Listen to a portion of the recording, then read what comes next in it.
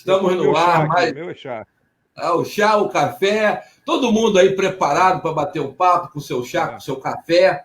Eu até agora não peguei nada, mas de repente minha esposa traz. Gente, é um prazer enorme estar aqui na presença do Dr. Sérgio e de Aldemar Norek, que é nosso convidado, tá? Eu vou rapidamente apresentar o Aldemar Norek, ele é arquiteto e urbanista, mestre em ciência da arquitetura pela Universidade Federal do Rio de Janeiro. Pós-graduado em auditoria, avaliações e perícias de engenharia, graduado em letras clássicas grego na UFRJ, membro do grupo de pesquisa Paisagens Híbridas nas Escolas de Belas Artes da UFRJ. Olha o currículo do Aldemar Norek, galera. Arquiteto e perito na PGE do Rio de Janeiro, perito judicial do TJRJ, sócio da Objetiva Arquitetura, Consultoria e Construção Limitada. Então, estamos trazendo o Norek, que é um homem extremamente experiente e de um conteúdo teórico importantíssimo, e vamos sugar tudo que a gente puder dele, né, doutor Sérgio? Com certeza. O tema de hoje é valores cariocas, paisagem cultural, cidadania e economia, que foi proposto pelo Norek. Portanto, vamos espremê-lo.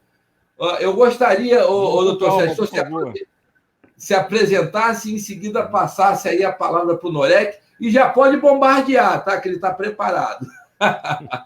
A tela é tua, doutor Sérgio. Hoje nós estamos estreando aqui um modelo novo, então estamos fazendo o streaming não só pelo Facebook da minha página, mas também pela página do Popó. Popó já é um sócio nosso aqui no Falando do Rio, né? Uma página do YouTube dele. Então, para a página do YouTube dele, tem ainda algumas pessoas que a gente não teve o prazer de se conhecer ainda. Meu nome é Sérgio Teixeira, eu sou médico, vim aqui para aprender muito aí com o Aldemar, essa questão dos valores culturais do Rio. É sempre um prazer fazer essas lives, que a gente aprende muito. Eu tenho gostado muito disso, é uma hora de divertimento e aprendizado. E como o conhecimento não ocupa espaço, a gente aproveita para poder sugar o máximo possível das pessoas que vêm conversar conosco. Então, como eu disse, meu nome é Sérgio Teixeira, eu sou médico e um médico inquieto. Eu fiz a faculdade na UFRJ, depois fui fazer o mestrado e doutorado na UERJ, fiz especialização na UF, até em Minas eu fui fazer pós, quer dizer, eu gosto de viajar, sabe? Então, é sempre bom a gente estar investindo nesses valores, são valores que a gente não perde. Mas agora eu quero passar a palavra para o principal palestrante de hoje aí, que é realmente especialista nesse assunto, que é o Aldemar.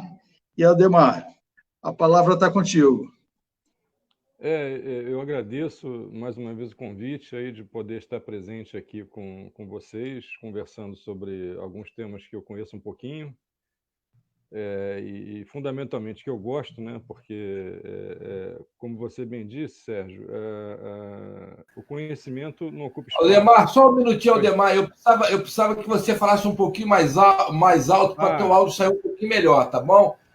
Porque aí quem está assistindo consegue te entender melhor. Só um pouquinho mais de áudio, valeu? Vamos lá. Vamos lá. Melhorou agora? Melhorou? Está melhor? Estão ouvindo bem? Vamos lá, tá legal, vamos nessa. Está ouvindo bem? Está ouvindo bem? Então tá.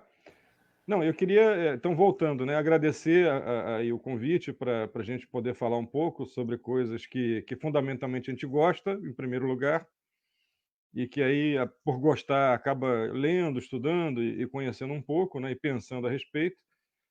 Como bem disse Sérgio, conhecimento não ocupa espaço, e eu completaria dizendo que é a única coisa que não pode nos roubar, né? Aquilo que a gente aprende é o maior patrimônio que a gente tem e que nos serve para diversas alavancagens ao longo da vida, né? Sempre que eu puder dar um conselho a alguém, vai ser estude, aprenda, leia profundamente, né? Converse, conheça, vá aos lugares, aprenda. Bom, então, o tema de hoje, né, proposto, é a questão do Rio de Janeiro enquanto paisagem cultural e as relações do Rio de Janeiro enquanto cenário cultural com a população, com a sociedade, com a economia, né? E assim como eu fiz, houve uma live anterior, não sei se o Dr. Sérgio aí teve a oportunidade de assistir, onde eu falei sobre o saneamento básico, e tomei assim uns rumos na conversa que acabamos no século XIX, falando sobre questões sociais, etc. Na questão da paisagem também, a questão da paisagem é tão ampla, né? É uma questão tão ampla e tão complexa, que acho que talvez nós pudéssemos falar ainda mais do Rio de Janeiro, né?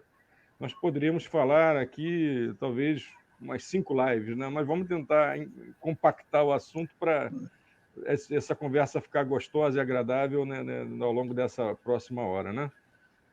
Eu queria começar partindo, Sérgio, de um fato muito importante para nós, enquanto cidade, que foi a eleição pelo Unesco, né, da cidade do Rio de Janeiro, como primeiro sítio urbano, sítio de paisagem urbana. Todas as localidades antes eleitas como paisagem cultural não eram cidades, eram localidades rurais, eram campo, etc. Então, o Rio de Janeiro, devido à sua diversidade, à sua complexidade, foi a primeira cidade eleita enquanto patrimônio cultural, né? Paisagem cultural, patrimônio de paisagem cultural. Isso é muito natural para nós cariocas, né? Para nós cariocas, porque a gente vive numa cidade que se desenvolve entre a montanha e o mar, né? E se desenvolve belamente entre a montanha e o mar, cresceu nesse contexto, né? Se desenvolveu enquanto cidade nesse contexto, com N mazelas, das quais nós vamos falar aqui também, né? Com N problemas, mas cujos problemas ainda, por mais graves que sejam, ainda não conseguem tirar a grande beleza e a grande importância do Rio de Janeiro, né? Enquanto espaço, enquanto paisagem cultural, né? O conceito, eu acho que seria bom, Sérgio, a gente falar sobre o conceito de paisagem, né? Porque o conceito de paisagem é um conceito que vem sendo reelaborado ao longo dos anos, das décadas, né? Paisagem, originalmente, a gente associava paisagem àquela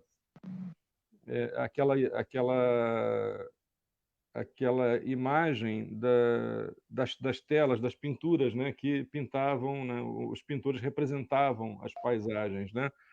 O conceito de paisagem, graças a muitos teóricos importantes do século XX, ele foi ficando mais complexo, ele foi envolvendo justamente isso que o Rio de Janeiro se tornou, foi envolvendo as questões da cultura na paisagem. A paisagem, ela não é apenas uma imagem e uma relação entre um objeto e um observador, uma relação passiva, né? Em que alguém, um de nós, está observando passivamente um espaço, uma cena, uma montanha, o mar. Essa relação ela é muito complexa porque ao longo do desenvolvimento dos espaços urbanos, esses simples objetos, né, uma montanha, uma praia, eles vão sendo como que cobertos de camadas de significação, e essas camadas de significação, que são fatos da cultura, eles passam a integrar a paisagem. Então, vamos aqui citar um exemplo. A gente tem a Praia de Copacabana. Bom, a Praia de Copacabana é uma praia, mas acontece que é impossível dissociar a Praia de Copacabana da Bossa Nova. Nós temos a Bossa Nova que faz parte do cenário da Praia de Copacabana. Nós vemos a Praia de Copacabana e podemos, imediatamente, a gente pode lembrar não quem viveu aquela época, até porque eu também não, apesar dos cabelos brancos e barba branca, eu não vivi exatamente aquela época. A gente tem aquela belíssimo samba, o Sábado em Copacabana, né? Tem Teresa da Praia, que era de Copacabana, né? O Mar de Ipanema tem a Garota de Ipanema. Como é que então essas obras, né, de arte, elas vão se aderindo ao espaço físico e passam a integrar esse espaço físico, né? Por exemplo, vamos aqui citar um outro exemplo que é muito bom. Os exemplos são muito bons para a gente entender a materialidade desse conceito da paisagem. Nós temos aqui, eu estou falando aí em Copacabana, né? Eu moro em Copacabana. Então, nós temos aqui, eu tenho a felicidade de, quando vou caminhar na praia, me deparar com a estátua de Drummond, de Carlos Drummond de Andrade, né, que foi morador de Copacabana, caminhava pelo calçadão de Copacabana e pelas ruas de Copacabana. Eu tenho um amigo, por exemplo, que uma vez, um relato curioso aqui, uma confidência de um amigo, ele ficou seguindo o Drummond, sem o Drummond saber que estava sendo seguido. Ele, andando pela Nossa Senhora de Copacabana, viu o Drummond andando e olhando as vitrines e tal. Ele ficou seguindo o poeta para tentar descobrir nele, observar nele algum traço característico qualquer, né, que identificasse aquela genialidade dele enquanto poeta, né? Então ficou naquela ânsia, observando como um detetive, mas um detetive da cultura, né? Tentando extrair da imagem de Drummond, da figura dele caminhando e olhando as vitrines, alguma coisa que remetesse à riqueza da poesia dele, né? Só que não funciona assim, a poesia também é algo muito complexo, né? A gente tem Goulart, por exemplo, Ferreira Goulart. Ferreira Goulart morou décadas no Posto 2, né? Foi morador do Posto 2 de Copacabana e caminhava pelas ruas aqui. Eu mais de uma vez encontrei com Ferreira Goulart. Ele frequentava, por exemplo, existe aqui uma trattoria italiana próxima ali ao Copacabana Palace. Mais de uma vez eu me deparei com Ferreira Goulart comendo no mesmo restaurante que eu, o grande poeta Ferreira Goulart, né? Um gênio da cultura. O Ferreira Goulart, ele gostava muito de comer fora, né? Então, você morador de Copacabana, encontrava com ele lá. E eu, na época, morava no Leblon e encontrava no Degrau. Então, o Degrau também, que Degrau era, né, Degrau histórico, né? Pois é, o Degrau. O Degrau é parte inerente da paisagem, dessa paisagem cultural Sim. Carioca. Né? A gente não todo mundo se encontrava indissociável lá, né? para quem mora ou frequenta o Rio de Janeiro, né? É um reduto onde vão muitos artistas, pensadores, né? Enfim, os intelectuais gostam do Degrau pelo clima. Os garçons do Degrau são patrimônio da cidade, né? São especialíssimos, né? São históricos, né? Estão lá. Nessa relação humana. A paisagem é isso. A paisagem é fundamental. Isso. A paisagem não é um objeto frio, uma imagem, por exemplo, eu olhar para o Pico da Pedra Branca, essa relação, que lindo o Pico da Pedra Branca. Não. Tem toda essa relação da vida em sociedade, da história que compõe o conceito de paisagem, né? E, às vezes, aí, agora, fazendo um contraponto com isso, e começando a pensar no quanto as sucessivas gestões municipais e estaduais aqui desperdiçam essa questão da riqueza, da complexidade do conceito de paisagem. Eu fui a uma cidade vizinha hoje, cheguei ainda há pouco, eu fui a Miguel Pereira, aí voltei ainda há pouco para estar aqui a tempo de fazer a live, né? E vim no caminho me lembrando que, não raras vezes, saindo de casa em Copacabana, a gente vê aqueles carros que parecem carros de safari, cheios de turistas, como se estivessem fazendo um safari pela cidade do Rio de Janeiro, que é um negócio assim de péssimo gosto. Não gosto daquilo, não. E que mostra o quanto esse potencial tão sofisticado da nossa cidade, tão diversificado, que vai do que se entende como... Eu não concordo muito com esses conceitos, mas eu vou falar assim porque são mais facilmente compreensíveis, né? Da alta cultura à baixa cultura. Eu não vejo dessa forma, eu vou falar disso mais à frente. Mas assim, o Rio de Janeiro ele compreende um arco que vai da cultura mais sofisticada, ou seja, por exemplo, os espetáculos, a história dos espetáculos do Teatro Municipal, a própria história do Teatro Municipal, da sua construção, da Biblioteca Nacional, a história daquele quadrilátero ali no centro do Rio, né? Exatamente, né? Aquilo é de uma riqueza, né? E temos, em contrapartida, nós temos, por exemplo, a história do samba que perpassa o subúrbio do Rio de Janeiro, nós temos o samba em Madureira, né? A história do samba em Madureira, toda aquela riqueza que ainda permanece, mas assim não há uma utilização utilização sistêmica disso como forma de geração de interesse para a cidade, né? As sucessivas gestões do município e do Estado, elas talvez por não se valerem de pessoas realmente preparadas, de pesquisadores, e de pesquisadores que amem o Rio de Janeiro, né, fundamentalmente, e que conheçam a sua história, conheçam a beleza e a complexidade dessa história. Essas sucessivas gestões elas não conseguem estruturar um programa sistêmico onde um turista que seja recebido e possa ser apresentado efetivamente aquilo que constitui a nossa qualidade, ou as nossas inúmeras qualidades, né? Então, como eu falei no começo, nós temos a Bossa Nova. Aqui, a história da Bossa Nova se desenvolveu no espaço urbano, que é essa paisagem cultural urbana que é o Rio de Janeiro. Numa rua eu morei na rua em que morou o Carlos Lyra, eu passava em frente ao prédio onde João Gilberto e Carlos Lyra se reuniam para... E algum do Beco das Garrafas também. Tem o Beco das Garrafas, exatamente, que é um pouco mais distante, é no Posto 2. O Carlos Lyra morava ali na Bolívar, na Rua Posto 5, quase de esquina com o Miguel. Gente, deixa eu meter uma colher nessa conversa. Nós estamos aqui saudosista, lembrando do tempo em que a cidade emanava cultura através da música, da arte, e a cidade é uma obra de arte. E quando aí eu estou escutando vocês falarem, eu caí aqui no StreamYard, mas acompanhei vocês pelo YouTube, que eu estou conectado aqui no YouTube na outra máquina, em outra rede.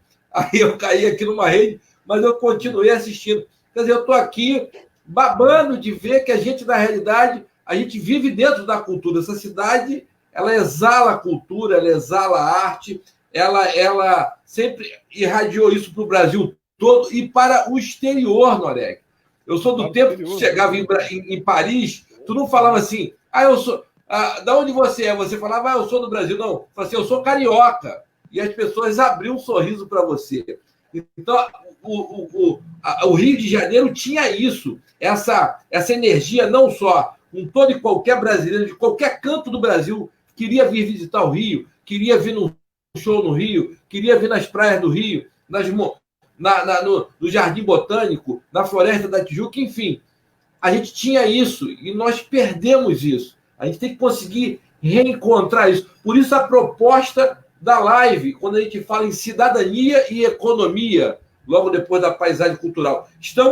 O Noreg acabou de descrever essa paisagem cultural e a medida que ele foi falando é como se eu estivesse vendo um filme na minha cabeça, como se eu conseguisse ver esses personagens andando pela rua, entrando num bar, tomando um chopp, caminhando pela praia, curtindo essa cidade. Agora, a partir daí, Noreg e Dr. Sérgio, a cidadania, a economia, quando que nós vamos recuperar esse caráter cultural de novo, essa paisagem toda de novo? Quando é que a gente vai voltar a ser aquele carioca de outrora, que todo mundo reconhecia, que todo mundo sorria, que todo mundo abraçava, que todo mundo tinha a gente tinha uma influência sobre todo o Brasil. E em muitas cidades. Até hoje eu tenho amigos de 30 anos que adoram o Rio de Janeiro. Entendeu? Não tem noção de como está isso aqui hoje, né, gente? Então vamos lá, esse é o desafio, doutor Sérgio. E o desafio?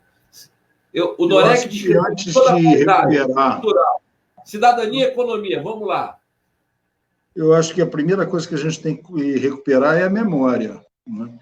Eu vejo esses espaços colocados aí pelo Noreg, espaços assim inesquecíveis, estão lá ainda. Agora, você falou do Drummond, a estátua do Drummond lá, é só botar, tira os óculos, roubam os óculos. O centro da cidade, aquele quadrilátero cultural que a gente tinha lá no centro da cidade, está muito castigado. Se você olhar, né, a sua área não é a minha, mas eu vejo uma beleza arquitetônica fantástica naquele centro histórico do Rio de Janeiro, e muito castigado, muito castigado. Então, eu acho que a primeira coisa que a gente tem que recuperar é a memória. Essas histórias precisam ser contadas, principalmente precisam ser ouvidas. A partir do momento que você consegue transmitir o que já houve aqui no Rio de Janeiro, que nós tivemos a oportunidade de testemunhar uma boa parte disso, as pessoas vão começar a valorizar um pouco mais, e eu tenho certeza que é possível resgatar aquela situação que a gente tinha anteriormente. Agora, a gente precisa dar valor a isso tudo, a gente precisa de ter uma iniciativa, principalmente uma política pública voltada para isso. Eu vejo qual é a cidade mais visitada no mundo? Paris. Me diz, Noré, qual é a beleza natural que tem Paris? Onde é que você vai ver uma beleza do Rio de Janeiro na Europa? Gente, nós estamos na cidade que tem 2 das 3 maiores florestas urbanas do mundo. A diversidade do Rio de Janeiro é muito difícil de encontrar. Montanha e mar, é raríssimo você ver isso lá fora. Né? A gente tem o Parque da Pedra Branca. E as camadas históricas. Nós Exatamente. temos aqui desde o colonial até o pós-moderno. A gente tem diversas camadas históricas constituindo o espaço urbano, né? E de uma forma até harmônica, né, Noré? Uma forma que você... Ela acaba encaixando legal. Então, eu acho que a gente precisa muito resgatar isso, resgatar esses valores, mas precisa que isso daí seja colocado junto com noções de cidadania, que eu tenho visto assim muito carente, né, nesse período. E você falando dos lugares, tem lugares assim... o Rio de Janeiro é tão maravilhoso que você tem até lugares que são muito frequentados pela fama de você ser maltratado. Tem um bar na Zona Sul que todo mundo ia lá sabendo que é onde tinha os garçons mais ranzinzas do Rio de Janeiro. Você sabe qual é. O que é um ponto de cultura também, enfim. Que é um ponto de cultura. É uma história, né? Isso é história.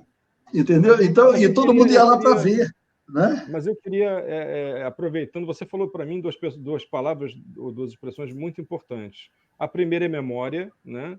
E a segunda é política pública, né? E aí eu queria começar a adicionar alguma problematização à nossa conversa, né?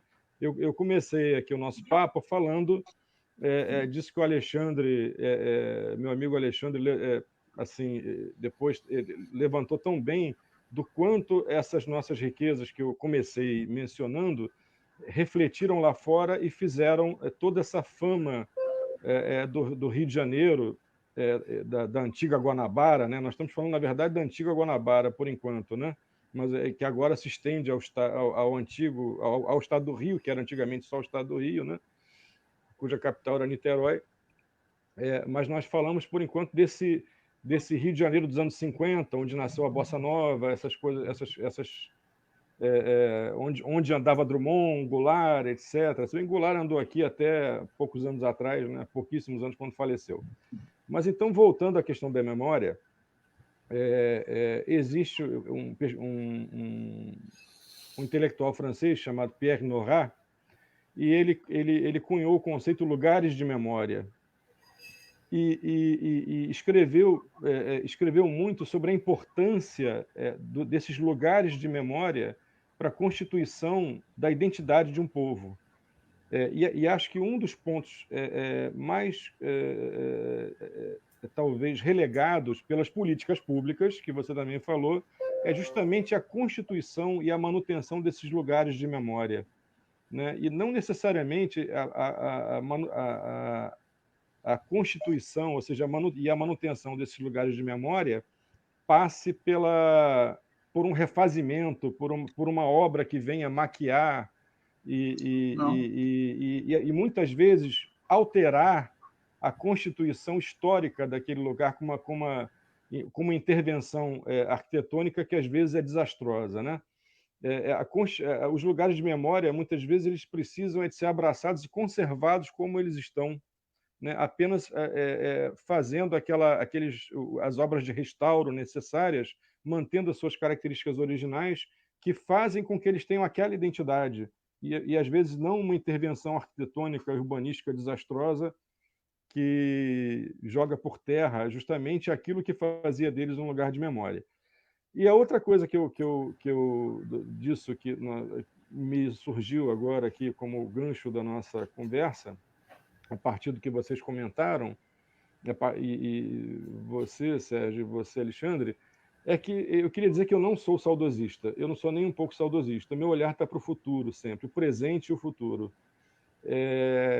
O Rio de Janeiro dos anos 50, ele acabou, não existe mais. Norek, agora você falou, meu olhar é para o futuro. E aí é o seguinte, isso tem a ver logo com a minha última intervenção. Eu pensei assim, quando é que a gente vai voltar a ser o Rio de Janeiro? Quer dizer, e esse futuro? Como é que você descreve esse futuro para a gente? Você tem esperança? Você está na expectativa? É uma expectativa positiva? O processo é longo? É rápido? Você que é um cara estudioso, que tem esse conteúdo teórico e que consegue fazer uma descrição histórica dessa evolução do Rio, trazer o Rio até aqui, falou da paisagem cultural, e enquanto você falava, a gente viu os personagens andando no Rio da década de 70, de 80, de 60, e eu quero saber o seguinte, qual é a tua visão, você, doutor Sérgio, daqui para frente, daqui para o futuro, que é o que interessa para o Carioca de amanhã, tá? Vamos lá, Norek. A minha esperança é em vocês. Vocês, pessoas bem intencionadas e bons candidatos. Eu estou depositando a minha esperança toda em vocês. E como eu disse aqui, eu sou apartidário, eu não tenho partido. Eu tenho pessoas em vários partidos, excetuando-se a extrema-direita, em vários partidos em que eu deposito esperança. As pessoas bem intencionadas desse partido com políticas que têm nas suas plataformas políticas afirmativas, né, de uma sociedade, de uma cidade mais justa. Né? Então, falando da esperança, a minha esperança é essa. Eu devolvi para você, hein, Alexandre.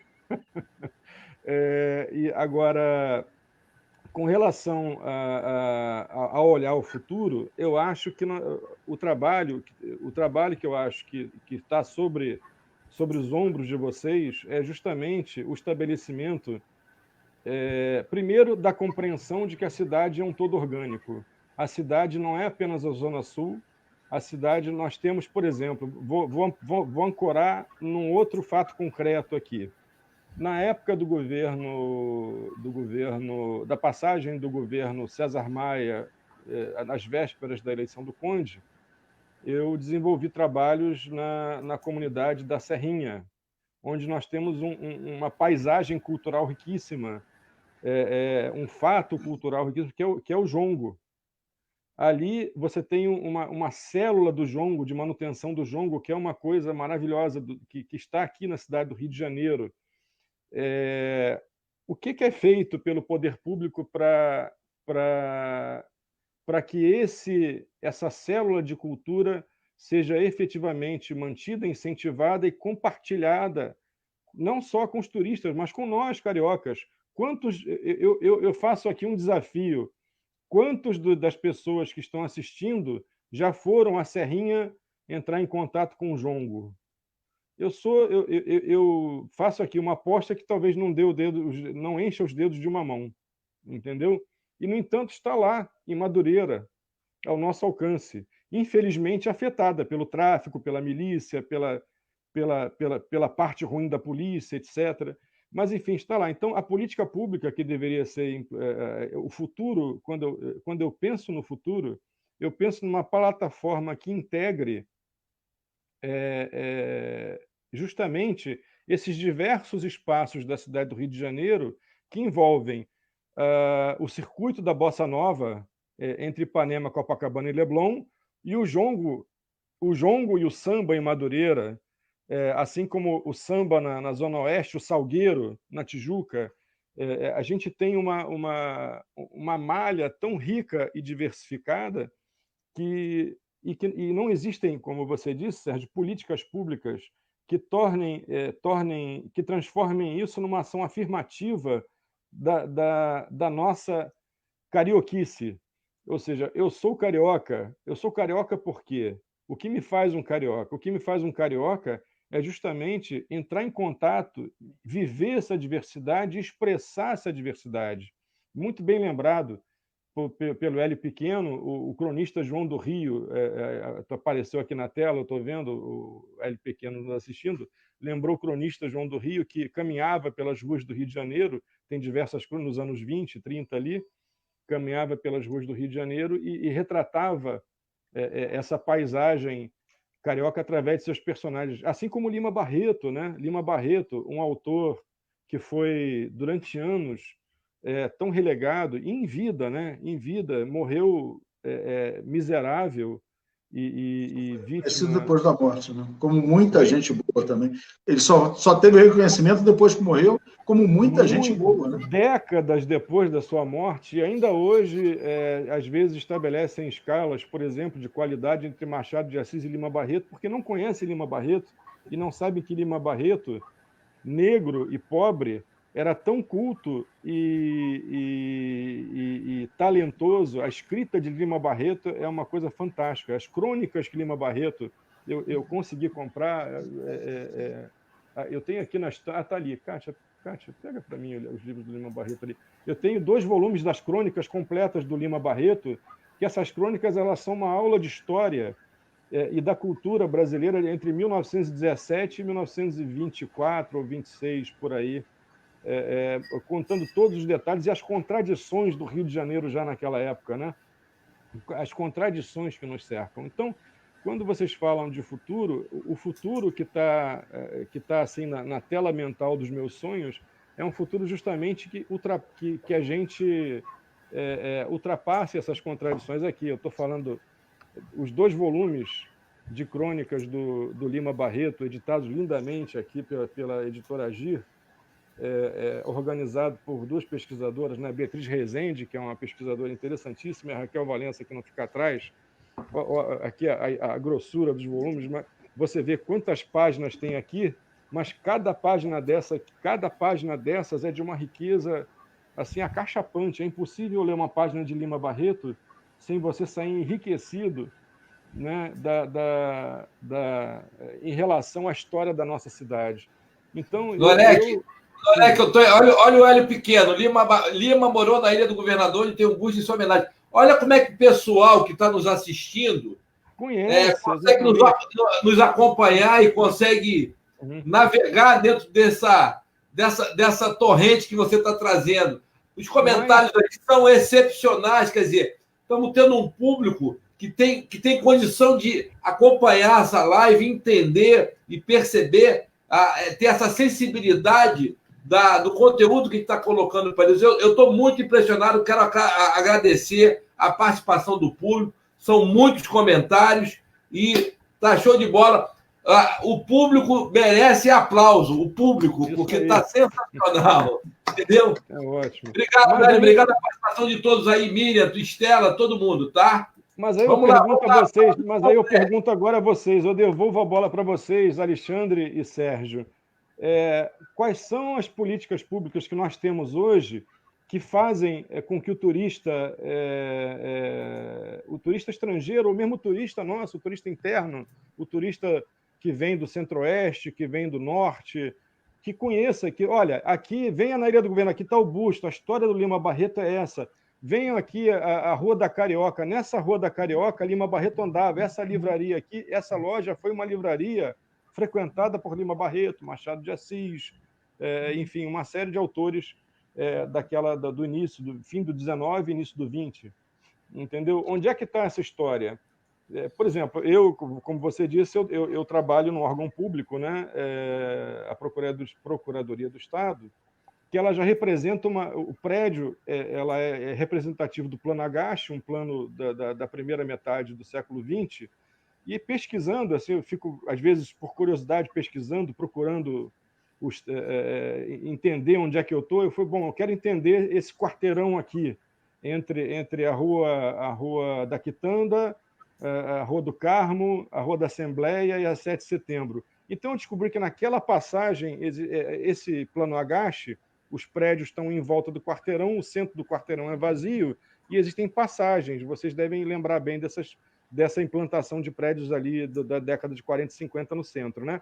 Aquela passagem era uma rua originalmente onde ficava o jornal do pai de Nelson Rodrigues, onde o irmão de Nelson Rodrigues foi assassinado naquele célebre acontecimento de uma mulher que se sentiu aviltada por uma publicação de uma notícia, foi lá e assassinou a sangue frio o irmão de Nelson Rodrigues.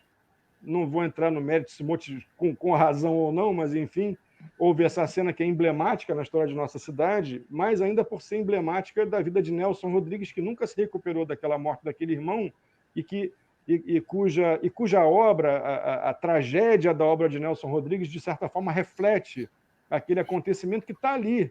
Ele está impresso naquele setor do território e ninguém sabe. Sabe o que eu acho, Honoré, que a gente tem, por exemplo, nós temos instrumentos, né, ferramentas turísticas sensacionais no Rio de Janeiro, do ponto de vista do meio ambiente, essas trilhas, montanhas, enfim, o Cristo, o Pão de Açúcar, praias belíssimas e tal. Mas eu acho que você está certo. Falta um perfil de turismo cultural em que alguma agência poderia organizar do ponto de vista histórico, já que o Rio de Janeiro é o berço do Brasil, né? Foi capital E tem história a mancheia, como dizia Castro Alves. Entendeu? É história que não acaba mais.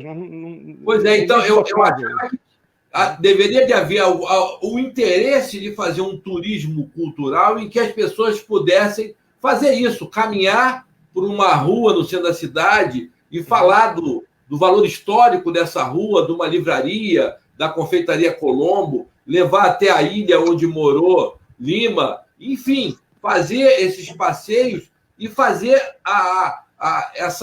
esse roteiro cultural explicando como é que foi a evolução cultural do Rio de Janeiro, porque foi essa evolução que nos trouxe e que nos deu o valor que tínhamos até bem pouco tempo atrás. Exatamente. E perdemos pela total falta de infraestrutura educativa e cultural do Rio de Janeiro. Sérgio, é contigo. Vamos botar o Sérgio nessa panela aí. Você tem esses walking tours, né, que é muito disseminado na Europa e aqui nem tanto. Ali no centro do Rio tem até algumas iniciativas assim, quase que individuais, uma coisa muito rudimentar, se for comparar com os que a gente vê lá fora, mas ainda tem uma certa iniciativa. O Rio é uma cidade muito grande, então não dá para você fazer um walking tour no Rio de Janeiro inteiro. Agora, tem uma coisa que é mais viável, até se você for levar em consideração a história. Estavam falando aqui muito de que a maioria dos equipamentos culturais no Rio de Janeiro estão na Zona Sul e no centro. Sim, por conta da própria história, né? O Rio começou ali e ficou muito tempo restrito aqui para muito depois começar a ir em direção à Zona Norte e à Zona Oeste. Então, tem alguns corredores culturais que eles podem ser explorados de forma individual, setoriais, né? Por um walking tour, por exemplo, um walking tour mais ligado à área da música. Deixa eu botar o Demar junto aqui comigo, Demar, porque eu não estou te vendo e eu quero que você me ajude depois nessa história. Se você pode fazer walking tours da parte da arquitetura, ali no centro, é belíssimo, né? Não que não tenha em outros lugares, mas ali eu penso que é onde se concentra mais. A parte de algumas histórias, dependendo da época que a gente está se referindo, você tem setores da cidade onde há uma concentração maior de testemunhos dessa fase que nós tivemos, né? A música seria mais na Zona Sul, Beco das Garrafas, Garota de Ipanema, você já citou esses locais, né, que são locais onde se concentravam mais essas pessoas relacionadas à música. Dá para fazer. Agora, para fazer isso, antes, um passo anterior, Popó, tem que ser um resgate exatamente desses equipamentos, que eles estão muito castigados. Então, tem que haver uma manutenção, né? Uma manutenção sem maquiagem, como o Aldemar falou, uma manutenção realmente para tentar reverter ao que era anteriormente, não para criar uma coisa nova, né? Haver principalmente uma fiscalização, porque a grande dificuldade, Aldemar, que são duas iniciativas bem distintas e de atribuições distintas. Por exemplo, ao Executivo cabe, né, executar essas ações. Agora, o Legislativo, que poderia estar fiscalizando para auxiliar isso, não está fazendo. Então, tem que ter esse entendimento de criar as ações e de fiscalizar aquilo ali. A partir do momento que você consegue resgatar, do ponto de vista físico, os espaços, os equipamentos, né, você vai ter certamente mais pessoas motivadas, junto com alguns apoios que eu penso que são fáceis de fazer. O Rio é uma das maiores marcas para você vender no mundo inteiro, né? Então, não é difícil você criar atrativos para isso. A partir do momento que você consegue resgatar aqueles espaços, aqueles equipamentos, e consegue disponibilizar aquilo para a iniciativa privada poder explorar aquilo de uma forma de walking tour, de uma forma de carro, ou a pé, ou de qualquer forma que seja, certamente isso daí vai crescer. Agora, a gente precisa melhorar a questão dos transportes, a gente precisa melhorar a questão da segurança pública, a gente precisa melhorar, né, a parte arquitetônica, como eu falei, quer dizer, isso tudo o executivo vai ter que dar um gás nisso, porque está muito castigado e muito abandonado. O Rio já não é nem próximo do que foi há 30 anos atrás, que não é tanto tempo assim. Rapaz, eu estou gostando do comentário do Hélio Pequeno. A tecnologia nos possibilita a fiscalização, mas quem será o responsável? É interessante... Posso fazer um parênteses para o Hélio, que ele está agoniado com o negócio? Deixa eu só fazer um parênteses para o Hélio Pequeno, que ele está agoniado com uma coisa que me agonia também. O Hélio não está desalinhado, não, é que a parede é torta mesmo, é um inferno isso daqui, mas eu não tenho outro lugar para fazer a live. Entendeu? Ele falou que o quadro está desalinhado. Não está desalinhado, não. Eu tenho toque com isso, cara. Quando sai a faxineira daqui, eu fico ali, né, colocando, mas o raio da parede é torta, ela está em diagonal, então na perspectiva parece que está desalinhado. Próxima vez vou botar um painel aqui atrás para não deixar mais ninguém. Agora está até me agoniando, porque eu estou vendo ali. Eu pensei que ele estava agoniado com isso aqui, ó, com essa posição em que a gente fica desalinhado. Eu entendi isso, ó, Hélio. Ele falou dos quadros. Aí eu peguei e mudei para cá, ó. Falei, bom, e aí, melhorou? Mas eu estou pensando que era isso que estava desalinhado, porque realmente, ó, nessa posição, tá vendo aí, Noreg? Eu estou mais baixo. Você está em escadinha. Aí eu falei assim, ele está agoniado porque nós estamos em planos diferentes. Eu vou fazer isso aqui, ó, e aí vou dar uma disfarçada nisso. Aí perguntei para ele, melhorou? E off. Hélio, está explicado. O quadro está desalinhado. A parede é que está numa diagonal e aí dá a impressão que está desalinhado. Mas é isso, está vendo, né, como é que a gente conversa com o público, a gente bate papo. É maravilhoso, é maravilhoso. É um negócio legal. Essa pergunta dele, Popó, possibilita a fiscalização primeiro. Dentro do Executivo tem que ter uma comissão para fazer esse tipo de fiscalização, o que não impede do próprio Legislativo ajudar nessa fiscalização. Com relação, nós temos assim, patrimônio arquitetônico também riquíssimo, em áreas fora do centro, em áreas periféricas, né? E patrimônio esse que não é conhecido, né? Justamente porque não conhecemos a nossa história. Então, por exemplo, a gente tem... eu tive ontem em Marechal Hermes, né? A trabalho. E aí me lembrei, porque eu frequentei muito tem um teatro lá em Marechal Hermes, né? Que o nome agora me escapa, se alguém há de lembrar, das pessoas que estão assistindo, mas o projeto desse teatro é do mesmo arquiteto, Afonso Eduardo Ride, que projetou oh, meu Deus, o museu ali deu um branco agora, meu Deus, o museu que fica ali perto do Monumento dos Pracinhas, um branco horrível agora. O Afonso Eduardo Ride, ele projetou aquele museu ali no centro, na Orla, né? Que fica ali na... Museu da Manhã? Não, o Museu da Manhã é do Calatrava, enfim... O teatro que você está falando deve ser o Armando Gonzaga, lá em Marechal Hermes, né? Armando Gonzaga, exatamente. É uma joia arquitetônica, uma pequena joia arquitetônica, né? Que está depreciado, lá largado, sem manutenção. Na década de 80, quando eu frequentava muito ali, eu ia até Marechal Hermes, eu não morava em Copacabana, mas não era perto também, eu ia até, porque shows históricos ali, Alceu Valença, Elba Ramalho, Dominguinhos, assim, shows maravilhosos, enfim, que foram realizados ali, né? E, no entanto, isso está depreciado e não está não tá no roteiro de cultura da cidade. Isso é que eu quero dizer. Então, por exemplo, o que você citou dos walking tours, existem alguns aqui, por exemplo, no centro do Rio, sim, mas são iniciativas individuais, heróicas, são iniciativas heróicas, sem apoio de políticas públicas. Não há política pública que apoie aqueles heróis da resistência, da cultura, que estão ali levando a vida, vendendo pequenos pacotes, onde eles, enfim, passam para as pessoas efetivamente o que foi, enfim, partes da história e partes da história do urbanismo do Rio de Janeiro, né?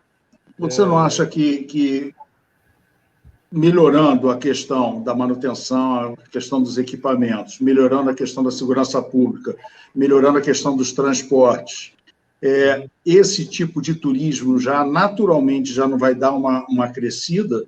Precisa de apoio, sem dúvida. Não estou dizendo que isso daí é descartado, né?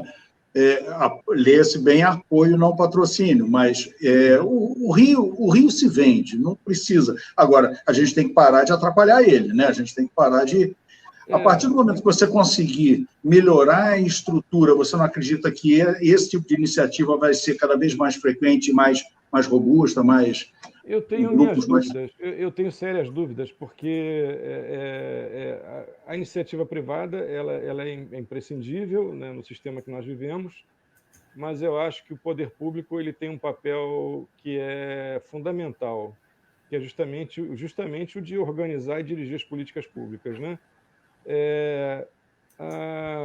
A cidade entregue à própria sorte, a sorte de investimento de capital e retorno, ela nem sempre ela vai tomar a melhor direção.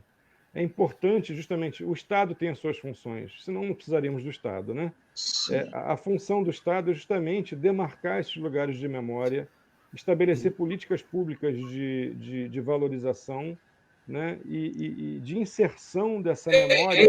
Norek, eu queria entrar nesse debate de vocês dois, que eu concordo no primeiro momento com o doutor Sérgio, que uma infraestrutura melhor de transporte, de segurança, que isso vai ajudar. Mas eu acho que aí eu entro no segundo degrau, que é o que o Norek está falando.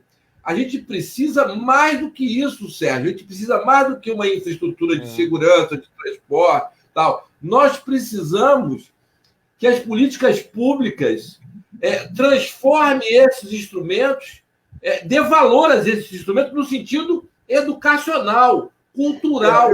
O que eu estou falando, Popó, é que quando eu falo políticas públicas, sem dúvida nenhuma, é que quando a gente fala assim do apoio, algumas pessoas podem entender o que o que tem acontecido nos últimos anos, que não é um apoio, é um patrocínio.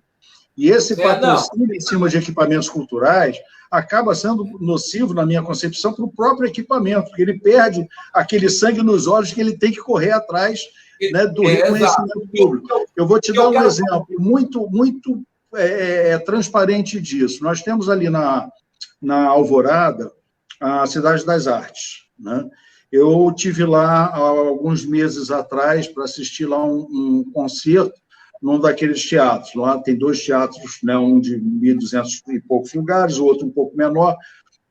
Eu fiquei muito assustado com o que eu vi, porque é uma obra inacabada. Aquilo dali ainda é uma obra inacabada. Eu vi carrinho de cimento, não é questão de reforma, não, de locais que não ficaram prontos, né? E é um espaço belíssimo.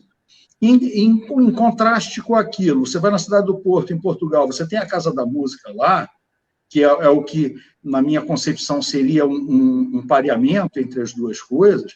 A Casa da Música fervilha a cultura o dia inteiro, todos os dias. Todos os dias. Agora, enquanto Cidade das Artes aqui foi construído e patrocinado pelo Estado, a Casa da Música, né, o mecenas principal de lá é um banco privado, capital aberto, que é o BPI. É verdade. Agora, então, Sérgio, eu quero dizer o seguinte... É uma questão de foco, uma questão de Né? Agora, tem que ter, concordo com o Aldemar, tem que ter uma política pública que ajude a regulação disso, o acompanhamento disso, mas não patrocínio. Olha o comentário da Miriam Pita. Aliás, a 28 de setembro tinha na calçada, olha que interessante, várias partituras de música de Noel, desenhadas em pedras portuguesas que hoje estão destruídas. Aí vamos lá, olha o segundo comentário dela. Já foi feita uma cantata de rua com pessoas lendo as partituras da calçada. Sérgio, precisa de cultura. Isso é política pública. Isso é política pública. Sem dúvida. Isso é política Agora, pública. precisa de segurança, precisa de infra, precisa. Mas mais do que tudo, e mais do que o Estado, nós precisamos voltar a ter educação, cultura, valorizar o que a gente tem, o nosso patrimônio cultural. Eu estou impressionado com o comentário da Miriam Pita e com os demais comentários. Tu vê que é um público que é ávido de cultura. Conhece também, né? Não tem. Esse que é o grande problema. Só que nós não temos ressonância do Estado para dar suporte a isso, né? Eu queria comentar, problematizar um pouco, porque essa questão, por exemplo, do lado da Cidade da Música, né, que acho que virou Cidade das Artes, né, não sei. Cidade das Artes. Na mudança de governo. Foi César Maia, não foi Cidade das Artes, foi César Maia, não? Ele construiu como Cidade da Música, e depois mudou o nome para Cidade das Artes. Aquilo, assim, a minha opinião pessoal sobre aquilo é que é um investimento megalomaníaco, entendeu? Feito, de fato, foi um desperdício de dinheiro público. Foi contratado um arquiteto francês renomado, Christian de Portes-en-Parc. Tem projetos interessantíssimos como aquele, enfim, tem algumas questões com aquele projeto que me desagradam um pouco em algumas coisas e me agradam em outras. Mas é o seguinte, foi um investimento megalomaníaco já num bairro de urbanismo muito problemático. Mas era coisa do César Maia isso, né? Se lembra do César Maia, o Norek? Claro. O César Maia queria fazer aquele museu subaquático e tal. O cara era meio louco. Gente, olha o César só. Maia era... Eu concordo que aquilo dali foi um desperdício brutal de dinheiro público, e foi mesmo. Tá? É uma coisa enorme, é enorme. Agora, volto a dizer, se você for parear com os nossos irmãos portugueses lá, o tamanho é mais ou menos o mesmo. Os dois auditórios são mais ou menos parecidos em termos de área. Agora, lá não é subutilizado como é aqui. Aqui tem outros problemas também que ultrapassam aquela construção, que é a questão do transporte, a questão de chegada lá, etc. Eu concordo com você que aquilo poderia ter sido um espaço viabilizado e construído pela iniciativa privada, e aquela verba pública que foi aplicada ali poderia ter sido aplicada na Serrinha, para acesso ao jongo, no circuito de terreiros, que é um dado cultural importantíssimo do Rio de Janeiro, os circuitos de candomblé, que estão aí abandonados à própria sorte, quando não sofrendo violências, né, num recrudescimento, num retorno a um passado de ignorância cultural tremenda. Na reforma do Teatro Armando Gonzaga e Marechal Hermes, na valorização das potencialidades de Santa Cruz, na valorização das potencialidades, na Fábrica Bangu, né? Por exemplo, a Fábrica Bangu, transformada em shopping Bangu, também numa obra bastante desastrosa, porque os interiores foram completamente destruídos, também no governo César Maia. Os interiores da Fábrica Bangu, que eu pesquisei pessoalmente, eram interiores riquíssimos. A fábrica foi totalmente projetada em Manchester e trazida para o Rio de Janeiro praticamente de navio. Tudo aquilo, menos os tijolos, foram fabricados aqui, o resto veio de navio. E eles foram fabricados com máquinas trazidas de navio também, máquinas fabricadas em Manchester. As máquinas têxteis eram máquinas inglesas, enfim, todo aquele patrimônio foi sucateado e ficou apenas aquela casca como símbolo, né? Mas eu escrevi um texto uma vez que eu fiz uma metáfora, né? Existia um costume, o papel